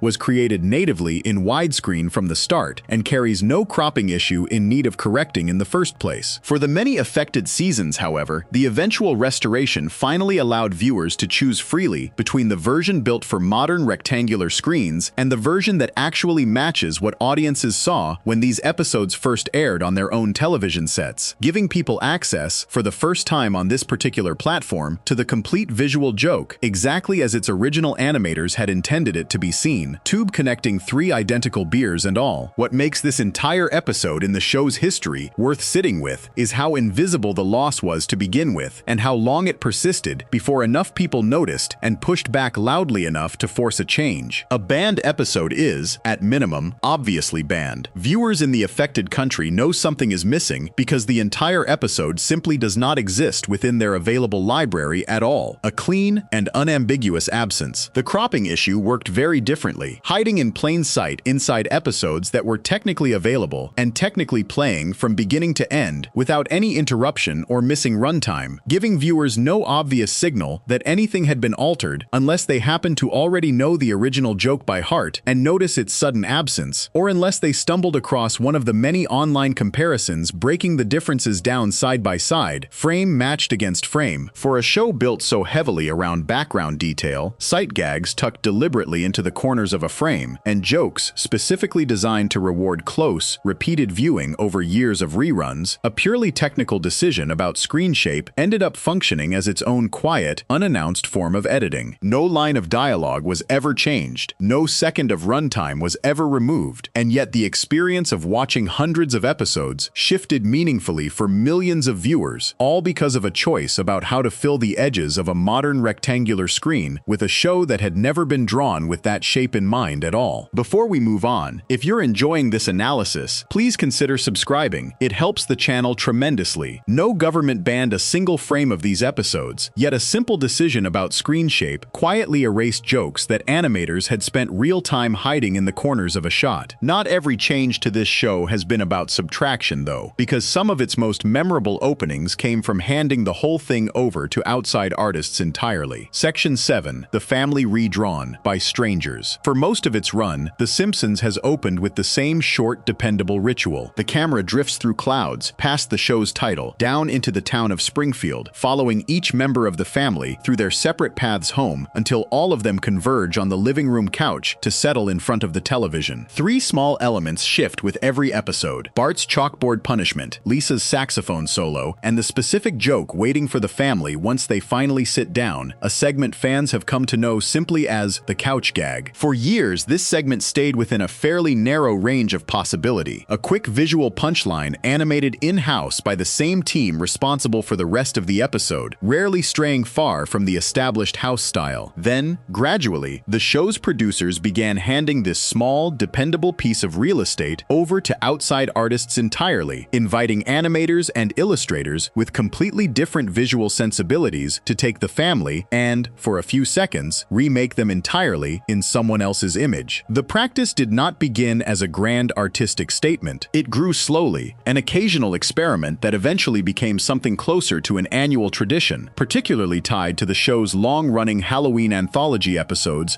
known as Treehouse of Horror, where a slightly stranger, more visually adventurous opening felt appropriate to the tone of the material that would follow. What started as an occasional novelty eventually attracted some of the most recognizable names working in animation and illustration at the time, each one bringing a completely different set of instincts to a segment most viewers had probably stopped consciously noticing. One of the earliest and most talked about examples of this practice involved animator John Kricfalusi, the creator of Ren and Stimpy, a show whose visual style could hardly be further removed from the clean, controlled look The Simpsons had settled into by the early 2010s. According to accounts of the collaboration, Groening gave Kricfalusi a genuinely open hand to reimagine the opening however he saw fit, reportedly encouraging him to break every rule the show normally followed in its visual execution. Kricfalusi has since explained that he approached the assignment by trying not to break the established personalities of the characters themselves, focusing his experimentation entirely on how those personalities got rendered visually rather than who the characters fundamentally were. He worked without relying on any established model sheets, not even his own past work as a reference point, animating the segment in a looser, more rubbery, more exaggerated style that pushed the family's proportions and expressions into territory the show's regular animators would never have attempted. Reports from the time suggest that the more thoroughly Kricfalusi departed from the show's usual visual restraint, the more delighted Groening and longtime showrunner Al Jean became with the results, treating the segment's willingness to look almost nothing like a typical episode as a feature rather than a problem to be corrected. A far more secretive and, in its own way, more consequential collaboration arrived in October of 2010, when the notoriously private street artist, known only as Banksy, agreed to direct a full opening sequence for the show, an arrangement that came together after executive producer Al Jean watched Banksy's documentary Exit Through the Gift Shop and floated the idea of reaching out. Locating an artist famous specifically for concealing his own identity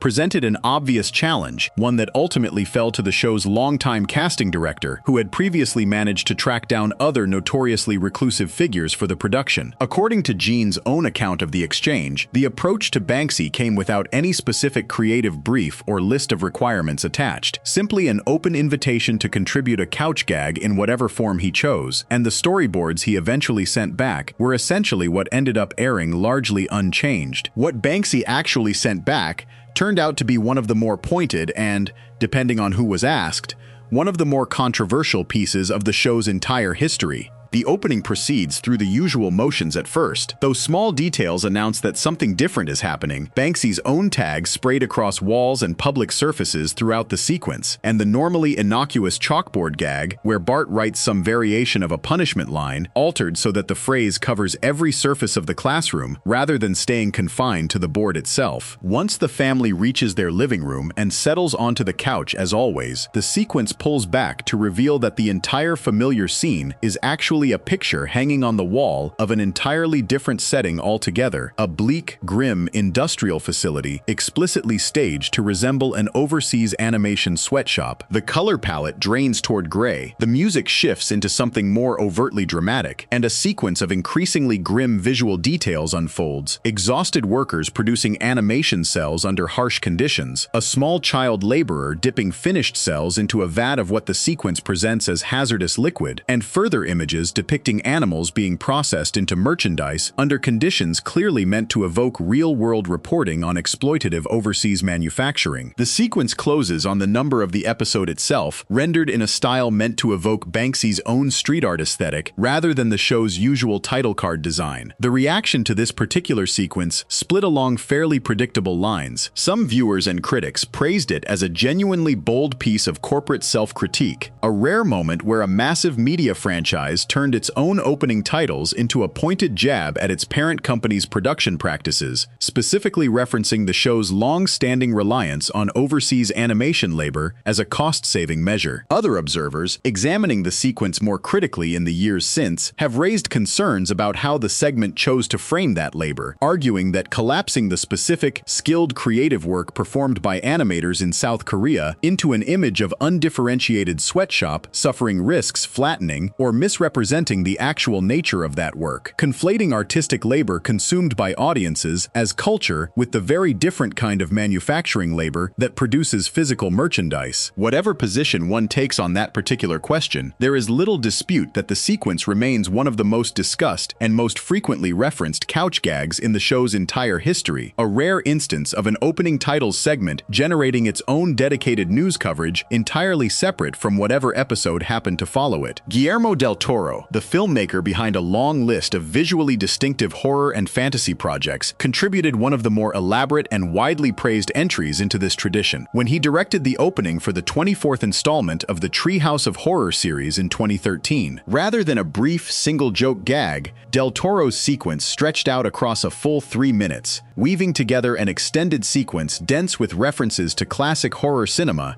and, by his own reported design, nods to several of his own films as well. The result played less like a quick punchline and more like a genuine short film in miniature, a dense, loving tour through decades of horror imagery filtered through del Toro's own distinctive visual sensibility, densely layered enough that fans have spent considerable time afterward cataloging the individual references packed into its runtime. A markedly different aesthetic arrived the following year when French animator, illustrator, and filmmaker Sylvain Chomet, best known internationally for his acclaimed and largely wordless film The Triplets of Belleville, accepted what was reportedly a personal invitation from Groening himself to direct a couch gag for the 12th episode of the show's 25th season. Chomet's sequence leaned fully into his own distinctive visual language, all elongated, exaggerated proportions, and a warmly muted color palette entirely unlike the show's usual bright, flat house style. The segment reimagines the family through an explicitly French lens, Homer happily working his way through a plate of escargot, Lisa taking up an accordion in place of her usual saxophone, and Bart attempting to assemble a homemade foie gras kit complete with an actual live duck, while Marge frantically searches the scene for a missing Maggie, a small mystery eventually resolved through one of Homer's own snails. The sequence leans heavily on French stereotypes for its humor, playing the entire joke as an affectionate, if broad,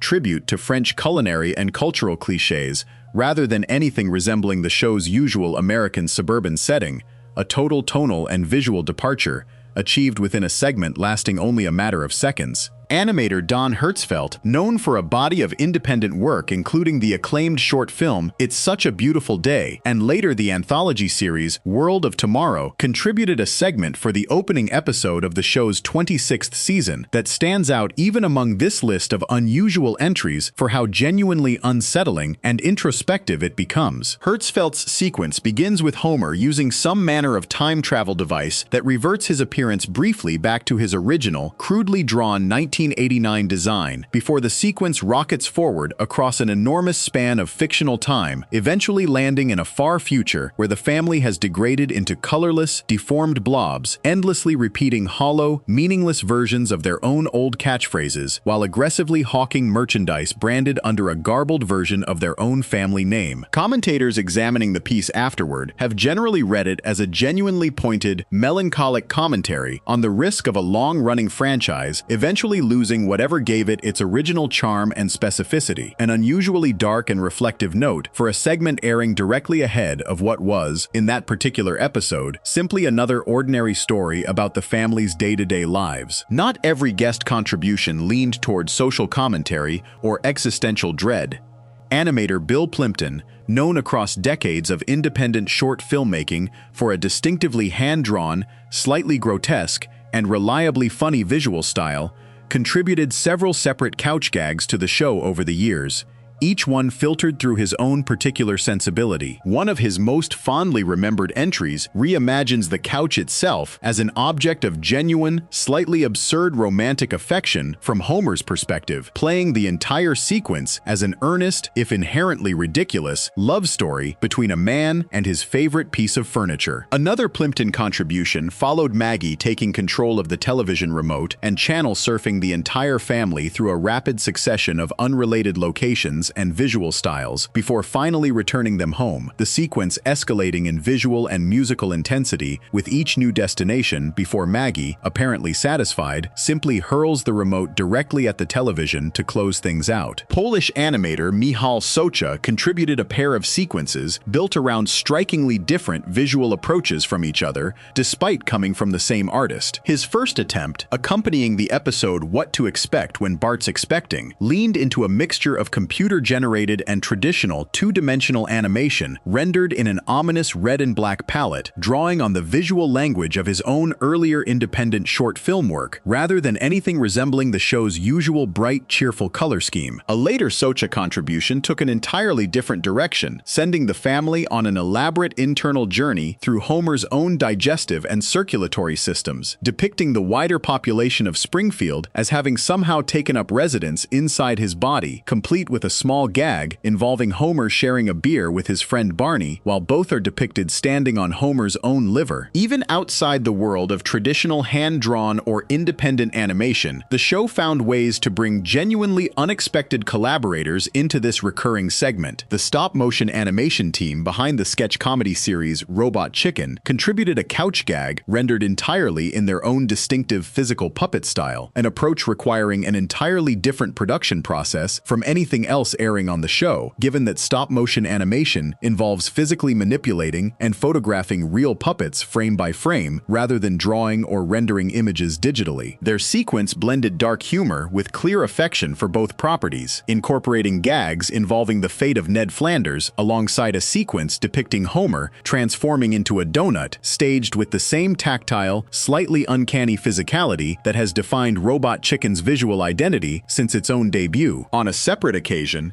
the show handed its opening over to the team at Stupid Buddy Studios, the studio behind Robot Chicken's stop-motion production work more broadly, for a sequence airing during a 2013 episode, once again bringing an entirely different physical production method into direct contact with a show otherwise defined by traditional cell and digital animation. Crossovers with other, entirely separate animated franchises found their way into this tradition as well, treated less as formal artistic collaborations in the mold of Banksy or Del Toro, and more as playful, fan-pleasing novelties. One widely discussed example involved the crew from the animated series Rick and Morty, whose title characters crash their spaceship directly through the wall of the Simpson family's living room, moments after the family settles onto the couch, triggering a frantic, compressed parody of that show's own particular science fiction premises, complete with jokes about cloning and contaminated genetic material, rendered specifically to open an episode built around a science and mathematics-themed storyline. What unites this entire loosely connected tradition, spanning street artists, art house animation directors, independent short filmmakers, and stop-motion puppeteers, is the sheer range of completely different visual worlds momentarily overlaid onto a single, extremely stable set of characters. Homer, Marge, Bart, Lisa, and Maggie survived being redrawn in the rubbery, exaggerated style of Ren and Stimpy's own creator, survived being flattened into a grim visual metaphor about global manufacturing at the hands of an anonymous street artist, survived being reimagined through the elongated, melancholic visual language of a French animator, best known for a nearly wordless film about elderly performers, and survived being compressed into a bleak vision of their own eventual creative decline at the hands of an animator known for confronting, deeply personal short films. Each of these sequences lasts only a matter of seconds within episodes that otherwise look nothing like them. House-style animation resuming the instant the family actually gets up off the couch and the regular story begins. And yet, for that brief handful of seconds, viewers are given a small, genuine glimpse of just how differently this exact same family could look and move and mean something if the show simply handed the keys to someone else entirely and let them decide for themselves what Springfield should look like through their own eyes. Before we move on, if you're enjoying this analysis, please consider subscribing. It helps the channel tremendously. For a few seconds at a time, this family has been redrawn by a street artist, a horror director, and the creator of one of television's strangest cartoons, each one leaving the house style behind entirely before the episode snapped back to normal. One version of this family never got the chance to snap back because an entire feature film's worth of alternate scenes was cut away and never fully seen at all. Section 8. The movie that lost 3 hours of itself. By the time the Simpsons movie finally reached theaters in the summer of 2007, the idea of a feature-length version of the show had already been circulating for nearly 2 decades. According to accounts from people close to the production, Matt Groening had considered the possibility of a film almost from the earliest days of the series, reasoning that the larger canvas of a feature would allow the show to attempt sequences and visual ambitions simply too complex or too expensive to pull off within the tighter budget and schedule of a weekly television episode. His original intention, by most accounts, was to wait until the television series itself had come to a natural end before moving forward with a film, a plan that ran directly into the inconvenient reality that the show kept getting renewed year after year, its ratings never dipping low enough to justify the kind of ending Groening had originally imagined preceding a movie. Early attempts to build a film around expanding a single existing episode, including one serious effort to stretch the 4th season episode Camp Krusty into feature length, ran into difficulties translating a self-contained half-hour story into something that could sustain 90 minutes, and for years, the project remained stuck in a kind of extended limbo, discussed periodically but never quite moving forward. When production finally did get underway in earnest, the film that eventually reached audiences turned out to represent only a fraction of everything actually written, storyboarded, and in some cases fully animated during the process. According to detailed accounts compiled by researchers tracking the film's production history, the final theatrical cut left behind something in the neighborhood of an hour and a half of material that had been fully animated to completion but was ultimately excised before release, alongside a further hour and a half of additional content that had been developed only as far as the animatic stage, a rougher, storyboard-driven version of animation used earlier in production to test pacing and timing before committing to full, finished artwork. Added together, this amounts to roughly 3 hours of material connected to the film that never made it into the version audiences actually saw, enough, as some observers have pointed out, to have constituted nearly 2 additional feature-length films worth of content if it had all somehow survived intact. One of the more widely known casualties of this extensive cutting process involves a piece of the film's ending. According to an account from writer Mike Reiss, detailed in his memoir about his years working on the show, early test screenings of the film included a brief scene tucked into the very end of the credits featuring the recurring alien characters Kang and Kodos, longtime fixtures of the show's Halloween anthology episodes, offering their own running commentary on the quality of the film the audience had just watched. Race recalled a specific, short exchange in which Kang remarks that at least the film's supporting pig character had been cute, only for Kodos to respond by pointing out that the pig had inexplicably vanished from the story entirely partway through the picture, a small, self-deprecating joke poking fun at one of the film's own actual loose plot threads. According to Reiss, test audiences responded poorly enough to this closing scene that the decision was made to cut it entirely, and the sequence has never been officially released in any form since, existing now only as a described anecdote in a book, rather than as any surviving footage audiences can actually watch for themselves. A considerably more elaborate excised sequence involved an alternate version of the film's climactic angry mob scene, a piece of material significant enough that an early version of it was shown publicly at San Diego Comic-Con in 2006, more than a year before the film's actual theatrical release, as part of an early promotional push to generate buzz for the project. According to descriptions from people who saw that early footage,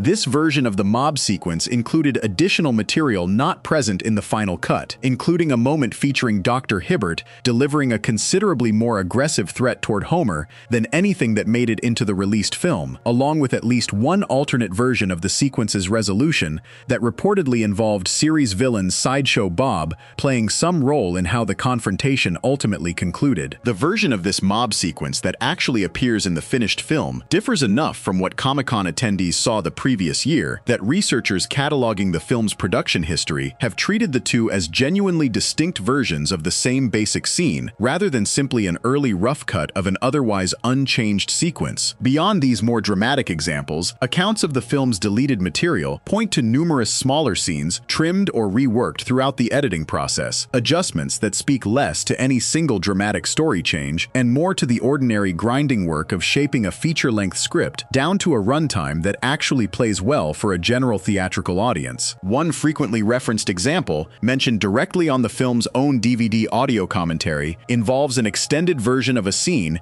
in which Marge asks Homer about the disposal of waste produced by the family's pet pig, Plopper, a plotline that becomes significant to the film's central storyline involving a contaminated silo. In the version that made it to theaters, the exchange plays relatively briefly. According to the commentary, an earlier version of this same scene stretched out considerably longer, with Homer failing repeatedly to understand a series of increasingly indirect euphemisms Marge offers up, while trying delicately to ask her question. An extended comic bit built entirely around Homer's stubborn failure to grasp what should have been an obvious hint, before Marge eventually abandons subtlety altogether and simply states her question in blunt, direct terms. The joke survived in a compressed form in the final film, but the drawn-out version of the misunderstanding, apparently considered too long or too repetitive for the finished pacing of the movie, did not. Elsewhere in the production, an entire transitional sequence connecting two different settings within the story, moving the action from an Alaskan wilderness setting back to Springfield itself, was reportedly created and then cut extremely late in the production process, close enough to the film's actual release date that its removal required last-minute adjustments elsewhere in the finished cut to maintain narrative continuity between the two locations. According to research into the film's production history, marketing materials created ahead of the film's release ended up inadvertently preserving traces of some of this cut content in an unusual way. Promotional tie-in toys distributed through a fast food partnership were designed to play short audio clips referencing specific moments from the film,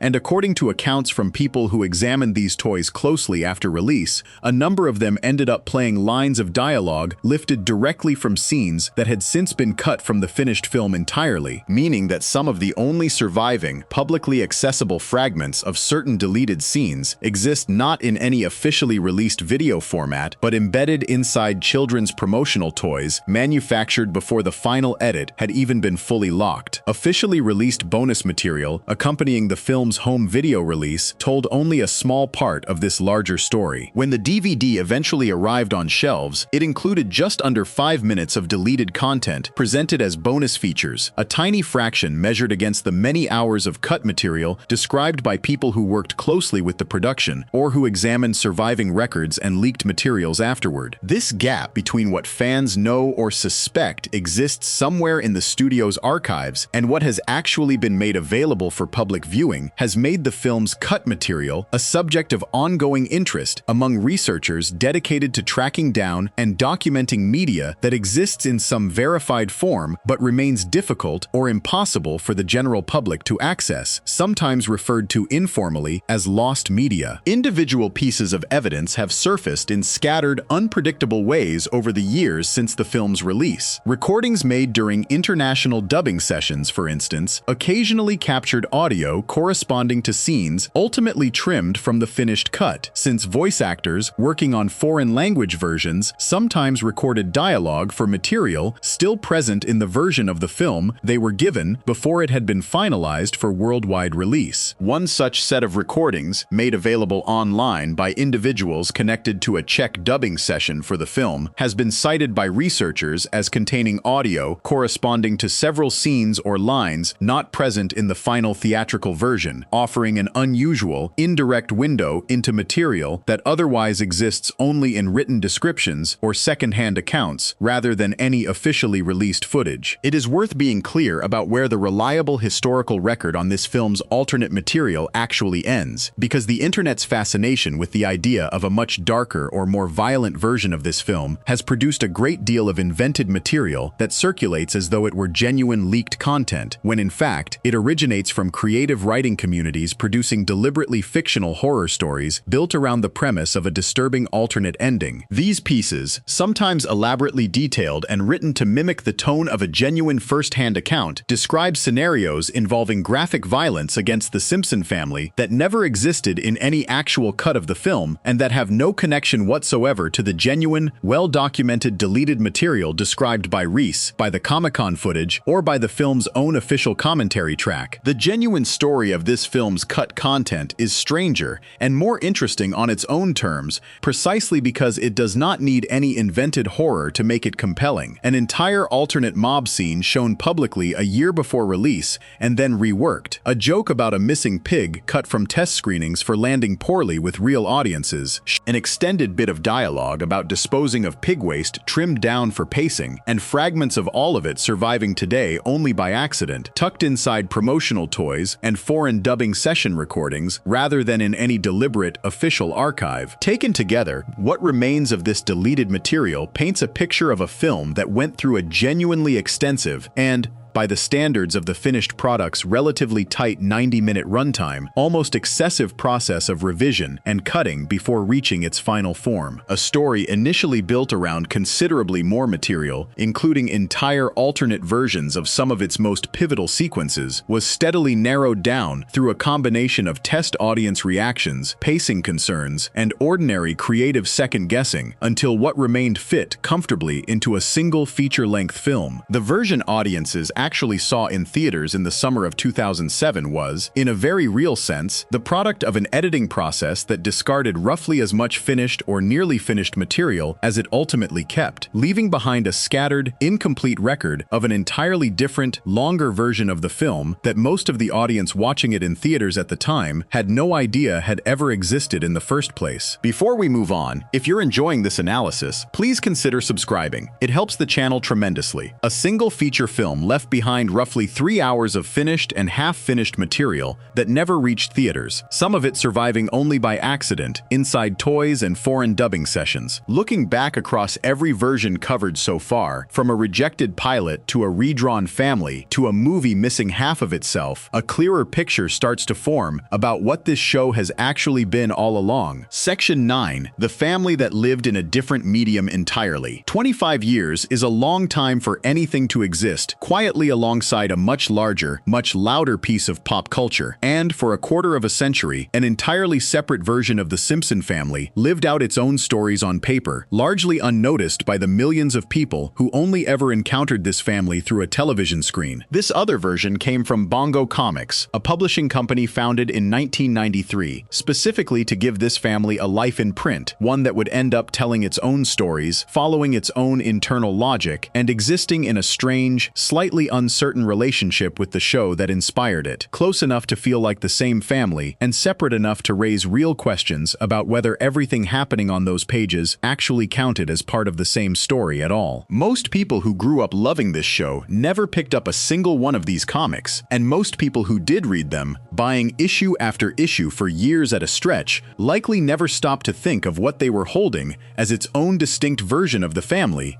rather than simply a minor side product tied to the show they already loved. The idea for a comic book version of the family did not begin as a fully formed publishing venture with any grand ambitions attached. Its roots trace back to something considerably smaller and more modest, a quarterly fan magazine called Simpsons Illustrated, produced by Steve and Cindy Vance, as a companion publication offering behind-the-scenes material, trivia, photographs from the studio, and general Simpsons ephemera for devoted fans hungry for more than just the weekly episodes could offer them on their own. This was the kind of publication that existed to feed an appetite the show itself could not satisfy on a weekly basis, filling gaps between episodes with material about how the show got made rather than new stories about the characters themselves. Comic strips based on the show began appearing inside that magazine in 1991, only 2 years into the television series' broadcast run, at a point when the show itself was still a fairly new and rapidly growing cultural phenomenon, rather than the entrenched institution it would eventually become. These early strips gradually built enough of a following among readers of the magazine that the Vances, working alongside Matt Groening himself and a collaborator named Bill Morrison, decided the concept deserved a dedicated home of its own, rather than remaining a secondary feature tucked inside a fan magazine. A one-shot comic book titled Simpsons Comics and Stories, containing 3 separate short stories bundled together in a single issue, arrived in 1993 as something of a test run for the wider idea, an attempt to gauge whether readers would actually respond to original Simpsons material presented in comic book form, rather than simply reading recaps or trivia about episodes they had already watched. Its success was enough to convince the group to formally launch Bongo Comics Group later that same year, naming the new company after Bongo, a rabbit character pulled directly from Groening's earlier, much darker and more personal comic strip Life in Hell, the very same strip he had originally intended to pitch to James L. Brooks before sketching out the Simpson family instead in that now famous waiting room moment. There is something almost fitting about naming this new publishing venture after a character from the very project that got set aside to make room for The Simpsons in the first place, a small, quiet nod back toward the show's own true origin point, even as the company built something entirely new and separate from either source. Bongo launched with 4 titles running simultaneously in its earliest days, a lineup carefully chosen to spread across different corners of the show's own established world, rather than simply flooding the market with more of the same basic format. The flagship ongoing series, simply called Simpsons Comics, formed the backbone of the company's output, telling original stories centered on the core family in roughly the same spirit as the television show itself. Alongside it ran Bartman, built around Bart's own comic book superhero alter ego, a costumed identity first introduced within a Season 2 television episode called 3 Men and a Comic Book, in which Bart, Milhouse, and Martin pool their money to buy a rare and valuable comic together, a storyline that had nothing directly to do with Bart actually becoming a superhero himself, but that planted the seed of an alter ego concept Bongo would go on to develop into its own dedicated comic series. Radioactive Man expanded on the show's own long-running parody of Cold War-era superhero comics, a fictional hero that existed within the Simpsons universe as the star of comics and movies that Bart himself is depicted as being obsessed with. And Itchy and Scratchy Comics gave a dedicated home to the show's famously, almost absurdly violent cartoon within a cartoon, the ultra-violent cat and mouse duo whose brief clips appear scattered throughout countless television episodes as a satirical jab at classic theatrical cartoon violence. Groening has described his motivation for starting the company in fairly simple, almost plain-spoken terms whenever the subject has come up in interviews over the years. He has expressed frustration at the state of the comic book industry at the time, feeling that shelves in comic shops had become dominated by grim, self-serious science fiction and superhero material, with very little room left over for anything genuinely built around comedy rather than melodrama or violence. He hoped that a line of comics built specifically around humor, rather than the grim tone he felt had taken over much of the industry, might carve out space that the medium badly needed at the time, and might even help revitalize interest in comics among readers who had grown tired of an industry leaning so heavily in one particular direction. Whether or not Bongo's own output ultimately achieved that broader goal of shifting the industry, the company did succeed in building a stable, long-running home for exactly the kind of comedic material Groening had described wanting to see more of. What makes this particular version of the family worth setting apart from television reruns, international dubs, or deleted movie footage discussed elsewhere in this story is a simple structural fact about how these comics were actually made from the very beginning. Rather than adapting existing television episodes into comic form, offering panel-by-panel retellings of stories audiences had already seen play out on screen, Bongo's writers and artists were tasked instead with generating entirely new, original storylines from scratch, stories that had never aired anywhere on television and that existed only within the pages of these specific books. This distinction matters enormously to understanding what this whole parallel body of work actually represents. This was not simply a comic book adaptation summarizing plots viewers already knew, the kind of tie-in material that exists mainly to reinforce and repackage a story a fan has already experienced elsewhere. This meant that for 25 consecutive years, an entire additional body of Simpsons storytelling was being produced in parallel with the television series, following the same characters through entirely separate adventures that most casual fans of the show never encountered at all, since these comics reached a comparatively small readership within the American comic book market compared to the tens of millions of viewers who tuned into new episodes on broadcast television each and every week throughout that same period. The scale of what eventually got produced across this parallel medium is genuinely difficult to summarize briefly, if only because of the sheer volume involved once every individual title and spin-off gets counted together. The flagship Simpsons comic series alone ran for over 200 issues, published continuously across more than 2 decades, translated and reprinted across an enormous list of countries that extended well beyond the usual suspects typically discussed in connection with major television dubbing markets. Editions were distributed in Brazil, the Czech Republic, Estonia, Finland, Hungary, Lithuania, Norway, Russia, Serbia, and Turkey, among many others, meaning this comic book version of the family reached corners of the world where a full television dub in the local language may never have existed at all, giving readers in some of these markets a version of The Simpsons that arrived on paper before, or instead of, ever arriving properly dubbed on a television screen. Beyond the flagship series, Bongo's catalog grew steadily over the years to include dedicated titles built around individual characters,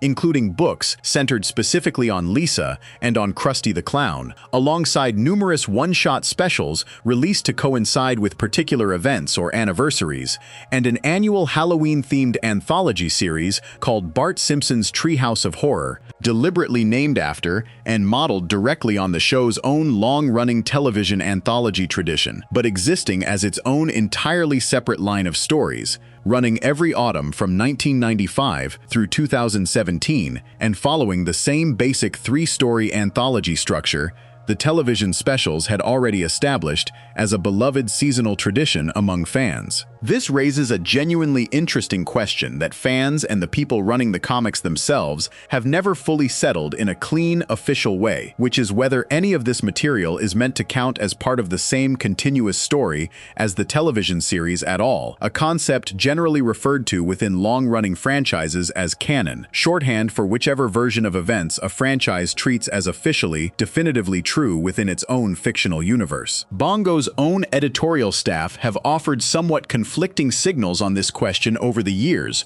rather than providing one clear, consistent answer fans could simply point back to whenever the question came up. In comments from 2011, editor Bill Morrison described the comic stories as fitting in with the continuity of the show, a statement suggesting at least some intended alignment between the two versions of the family, some effort on the part of the writers to keep the comic version broadly consistent with whatever had already been established on television up to that point. And yet the show's own internal logic complicates any attempt to apply rigorous, consistent continuity across either medium individually, let alone across both simultaneously, in a way that would actually hold up under close scrutiny. The television series itself operates according to what fans and critics have long described as a floating timeline, a deliberate storytelling convention in which the characters never meaningfully age from year to year, despite the real-world calendar continuing to advance around them, episode after episode, season after season, decade after decade. Bart remains 10 years old whether the episode in question originally aired in 1990 or several decades later, and the show routinely contradicts small details established in earlier episodes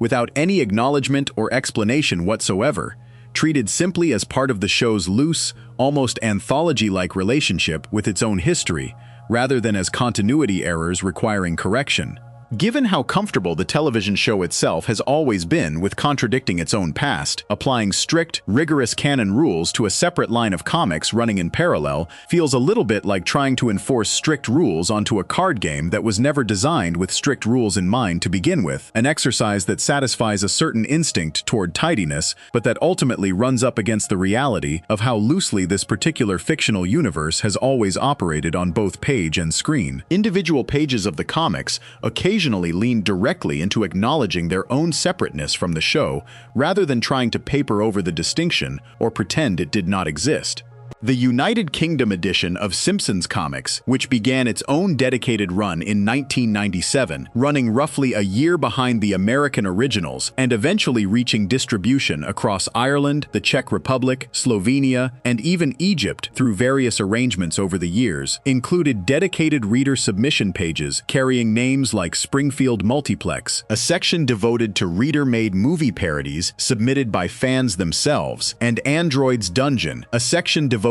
specifically to reader-made parodies of video games and other comics, named after the show's own fictional comic book shop run by the character known simply as Comic Book Guy. These pages effectively built an entire additional layer of fan-created material referencing and riffing on both the television show and the comics simultaneously, nested within a British-specific edition of an American comic based on an American cartoon, a strange little pocket of fan participation existing several layers removed from the original source material and reflecting back on it from an entirely different country's readership. The comics also served as a home for material that had originated on the show, but that found a considerably longer and more elaborate afterlife in print than television ever gave it room to develop across a single episode's runtime. Radioactive Man, introduced within the show itself as a fictional, in-universe superhero whose comics and movies the character Bart is depicted as being genuinely obsessed with, received his own dedicated ongoing comic series from Bongo, one that took the loose parody concept established briefly and inconsistently on television and expanded it into an extended, genuinely structured parody of the entire sweeping history of American superhero comics as a medium. Individual issues were built around parodying specific historical eras and visual styles within that broader history. Golden Age comics conventions for stories framed as the character's earliest appearances dating back to the 1950s, Silver Age Marvel-influenced storytelling techniques for stories set in the early 1960s, and even an issue built specifically around parodying the more socially conscious, so-called relevant comics of the 1970s, an era of mainstream comics that began grappling openly with real-world social issues for the first time. This particular issue mirrored a well-known real-world Green Lantern and Green Arrow storyline dealing directly with drug addiction, having Radioactive Man's own sidekick, Fallout Boy, discovered by readers within the story to have become a hippie, echoing the shock and social commentary of the original comic it was parodying. None of this material ever aired as television content in any form. It existed purely within the pages of these comics, an entire imagined, decades-spanning history of a fictional superhero built out from what had originally been little more than a passing visual joke on the actual television show, expanded into its own dense, self-contained body of parody work that most Simpsons viewers never once encountered. The company's eventual end came somewhat abruptly given how long it had managed to sustain itself against the broader pressures facing the print comic book industry throughout the 2000s and 2010s. Bongo Comics announced at San Diego Comic-Con in July of 2018 that the company would be shutting down that October, bringing an end to 25 years of continuous publication, almost exactly aligned with the 25th anniversary of the company's own founding back in 1993, a tidy, almost poetic bookend to a run that had, by any reasonable measure, vastly outlasted most comic book series ever published by any company, let alone one built entirely around adapting characters from a single ongoing television property. The flagship Simpsons comic series concluded with its 245th issue, published on October 17, 2018, closing out a run that had weathered enormous shifts in the broader comic book market, the rise and fall of numerous other licensed comic lines, and dramatic changes in how people even purchased and read comics in the first place, all while continuing helping to quietly generate new, original Simpsons stories that most of the show's audience never picked up off a shelf. What lingers from this entire 25-year parallel existence is a version of the Simpson family that most casual fans of the show never really knew existed in any real detail, populated by entirely original adventures that never crossed over into the television series in any meaningful or lasting way, illustrated by artists working in a visual style that, while clearly derived from the show's established character designs, inevitably developed its own particular texture, pacing, and rhythm across 200-plus issues and countless one-shot specials released over more than 2 decades. For 25 years, 2 versions of this same family existed side by side, largely unaware of each other in any practical sense,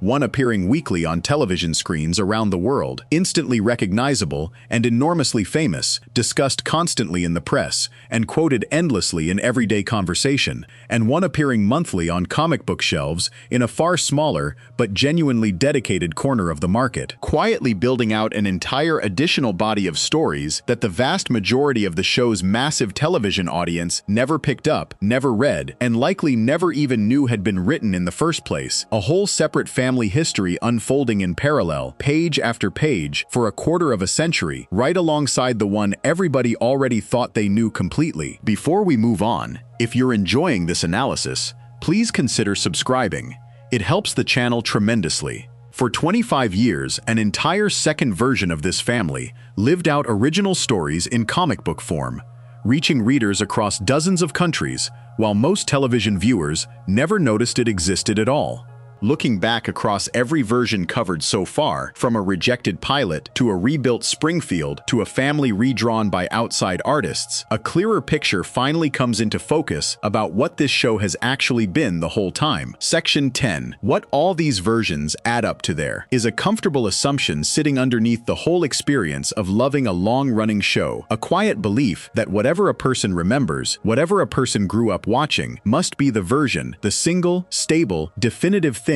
that everyone else in the world experienced too. A person who grew up in an American living room in the early 1990s pictures a specific voice coming out of Homer's mouth, a specific shape to the television screen, a specific set of jokes tucked into the corners of the frame. A person who grew up somewhere else entirely pictures something different, and by now, after walking through case after case of exactly how different that experience could be, it should be clear that neither person is wrong. They simply met a different version of the same family, built by different hands, filtered through different studios, different governments, different dubbing booths, and different editorial decisions, all working from the same basic blueprint but never quite arriving at the same finished product twice. Start again from the very beginning of this story, because the pattern was there from the first moment this family existed in any finished form at all. Before a single episode had aired to the general public, there were already 2 competing versions of how audiences would meet them, one considered so unusable that the people who watched it in that original screening room described it in terms close to disbelief, and one that quietly slid into the premiere slot almost by accident of scheduling rather than any careful, deliberate plan. The version that became legend, endlessly repeated every holiday season for more than 3 decades, was the backup, the 8th episode produced rather than the first. Permanence, it turns out, was never actually built into this family from the very start. There were always at least 2 versions competing for the position of the beginning, and the one that won did so partly through luck. That instability in the visual identity of the show did not end once a beginning had finally been settled on. The studio responsible for drawing these characters changed entirely after only 3 seasons, taking with it one particular set of instincts about how loosely or tightly these characters should move, and bringing in a different studio whose steadier, cleaner approach eventually became what most fans now picture as the classic, definitive look of the show. Running underneath both studios, and every studio since, has been a partnership with animators in Seoul whose frame-by-frame work has shaped the actual motion of this family across every single one of the many hundreds of episodes made, contributions that occasionally slipped in ways nobody caught in time, turning one of Mr. Burns's most loyal employees briefly into an entirely different-looking character through nothing more than an uncorrected coloring mistake. Even the show's most basic visual identity, in other words, was never as fixed as it appeared from the outside, dependent on decisions decisions made by specific individuals working under specific deadlines, any one of whom could have made a slightly different choice and left behind a slightly different-looking family for the rest of the world to remember. Then came the versions built not by animators, but by translators and voice directors working an ocean or two away from Springfield's original writer's room. Somewhere between Mexico City and Paris and Quebec and Seoul, an entire second layer of creative decision-making took hold, one governed by completely different instincts about what would land as funny, what needed to be softened, and what could simply be swapped out for something more locally recognizable. A single reading mistake in a French recording booth became a permanent fixture of an entire country's relationship with the show's most famous catchphrase, never corrected, never revisited, simply absorbed as though it had always been there. Two separate French-language versions of the exact same show, made independently of one another, ended up drawing an entirely different class-based dividing line through Springfield's population, one version giving its working-class characters the polish of continental French, and the other giving them the thick, regional dialect of Montreal, a choice with no equivalent anywhere in the original English version at all. And somewhere further along that same spectrum sat an adaptation that did not simply translate or localize, but quietly rebuilt the entire moral architecture of the town itself, trading beer for juice, pork for beef, and church for mosque, without ever pausing to explain any of it within the show's own fictional logic, arriving at something closer to a different show wearing the same character designs than a faithful translation of the original at all. Beyond translation sat an entirely separate category of change, one driven not by language but by outright refusal. Countries did not simply adjust jokes to fit local sensibilities in these cases.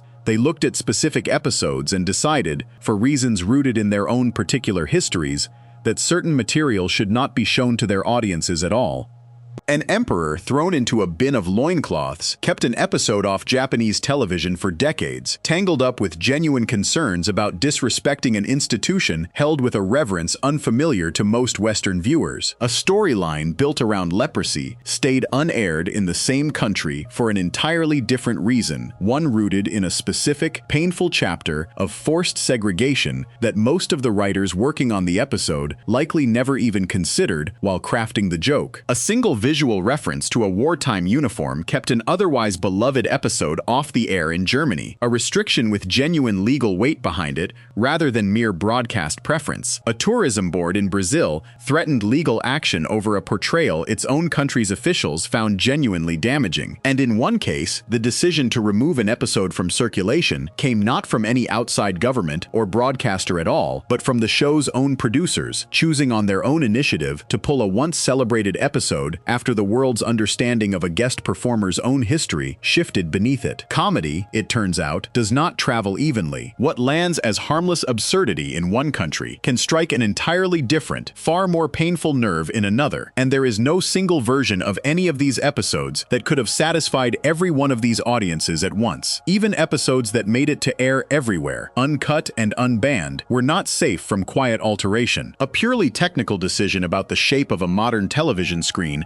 managed to erase jokes that animators had spent real, deliberate time hiding in the corners of a shot decades earlier. A joke about identical beers hidden behind a single shared tube, a moving company's ironic name, a punchline built entirely around something visible only at the very edge of a frame nobody thought to preserve when squeezing an old, boxy picture into a newer, wider screen. No government banned a single one of these episodes. No dubbing studio changed a single word of dialogue. And yet, for years, millions of people streaming these episodes on a major platform were quietly watching something measurably less complete than what had actually aired on television, without a single signal anywhere on their screens suggesting anything had been lost at all, an entire category of erosion that had nothing to do with censorship or translation and everything to do with the simple, unglamorous mechanics of how rectangles get fitted inside other rectangles. Not every departure from the familiar version of this family involved loss, though, and it is worth sitting for a moment with the versions that added something rather than subtracting it. A handful of seconds at the start of certain episodes were handed over entirely to outside artists, people with no ongoing connection to the show's regular creative team at all, and for those few seconds, this family looked like nothing else the show had ever produced. A street artist turned the familiar opening into a pointed, uncomfortable statement about global manufacturing. A celebrated horror director filled 3 uninterrupted minutes with dense, loving references to decades of monster movies. A French animator best known for a nearly wordless film about aging performers turned Homer into a happy eater of escargot and gave Lisa an accordion in place of her saxophone. An independent filmmaker known for unflinching, deeply personal short films sent the family rocketing forward through time into a bleak, colorless future built entirely around merchandise and hollow, repeated catchphrases, a small, genuinely unsettling piece of self-reflection tucked directly ahead of what was otherwise just another ordinary episode. None of these sequences lasted longer than a few seconds. All of them proved that this exact same family, with the exact same names and the exact same basic relationships to one another, could look and move and mean something completely different the moment somebody besides the show's regular team was given the pen. And then there is the version of this family that almost nobody ever fully saw at all, an entire feature film's worth of alternate material left behind in the editing process, roughly 3 hours of finished or nearly finished footage that never reached theaters, an alternate ending shown once at a convention a full year before release and never officially revisited, a joke about a missing pig cut for landing poorly with a test audience, fragments of deleted dialogue surviving today, mostly by accident, tucked inside the audio chips of promotional toys and the recorded sessions of a foreign dubbing booth, rather than in any deliberate archive anyone can simply go and watch. Somewhere in a studio vault sits a considerably longer, considerably different version of that film, one most of the audience who paid to see it in the summer of 2007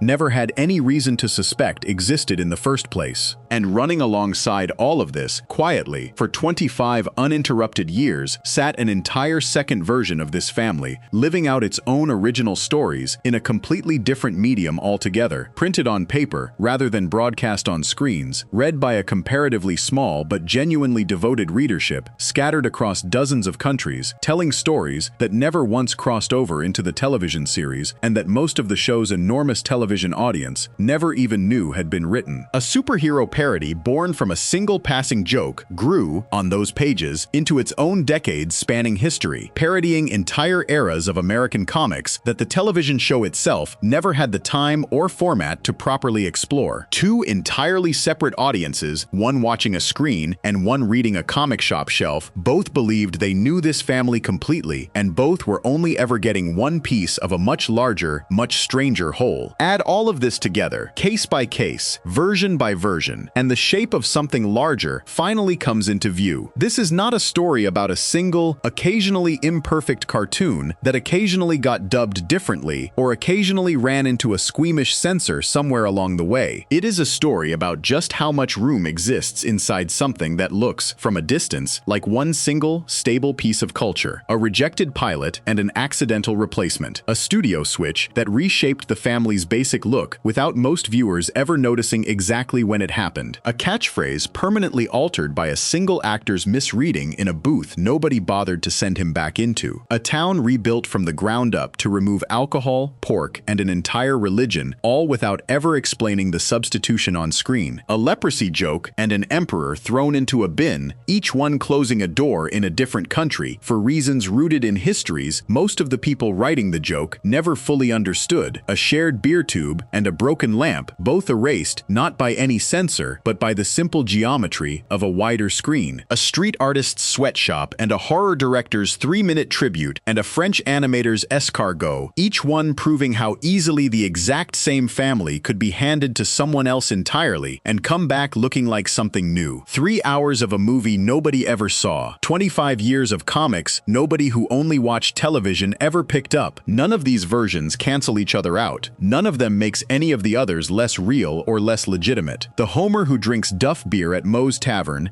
and the Homer who drinks juice inside a town with no tavern at all both exist, both aired, both were, for their respective audiences, simply what The Simpsons was. The episode that Japanese audiences have never been allowed to see, and the episode that aired there without incident, both belong to the same show's history, one simply visible from where they happen to be sitting, and one simply not. What started, all the way back at the beginning of this whole story, as a single rejected pilot and its accidental replacement has grown, across more than 3.5 decades, into something closer to a whole constellation of different families, each one recognizably The Simpsons, each one shaped by whoever happened to be holding the pen, the microphone, the editing software, or the broadcast license at that particular moment, and each one just as real to whoever grew up watching it as the version anyone else happened to know. If you enjoyed this video essay, make sure to subscribe. Thanks for watching, and I'll see you in the next one.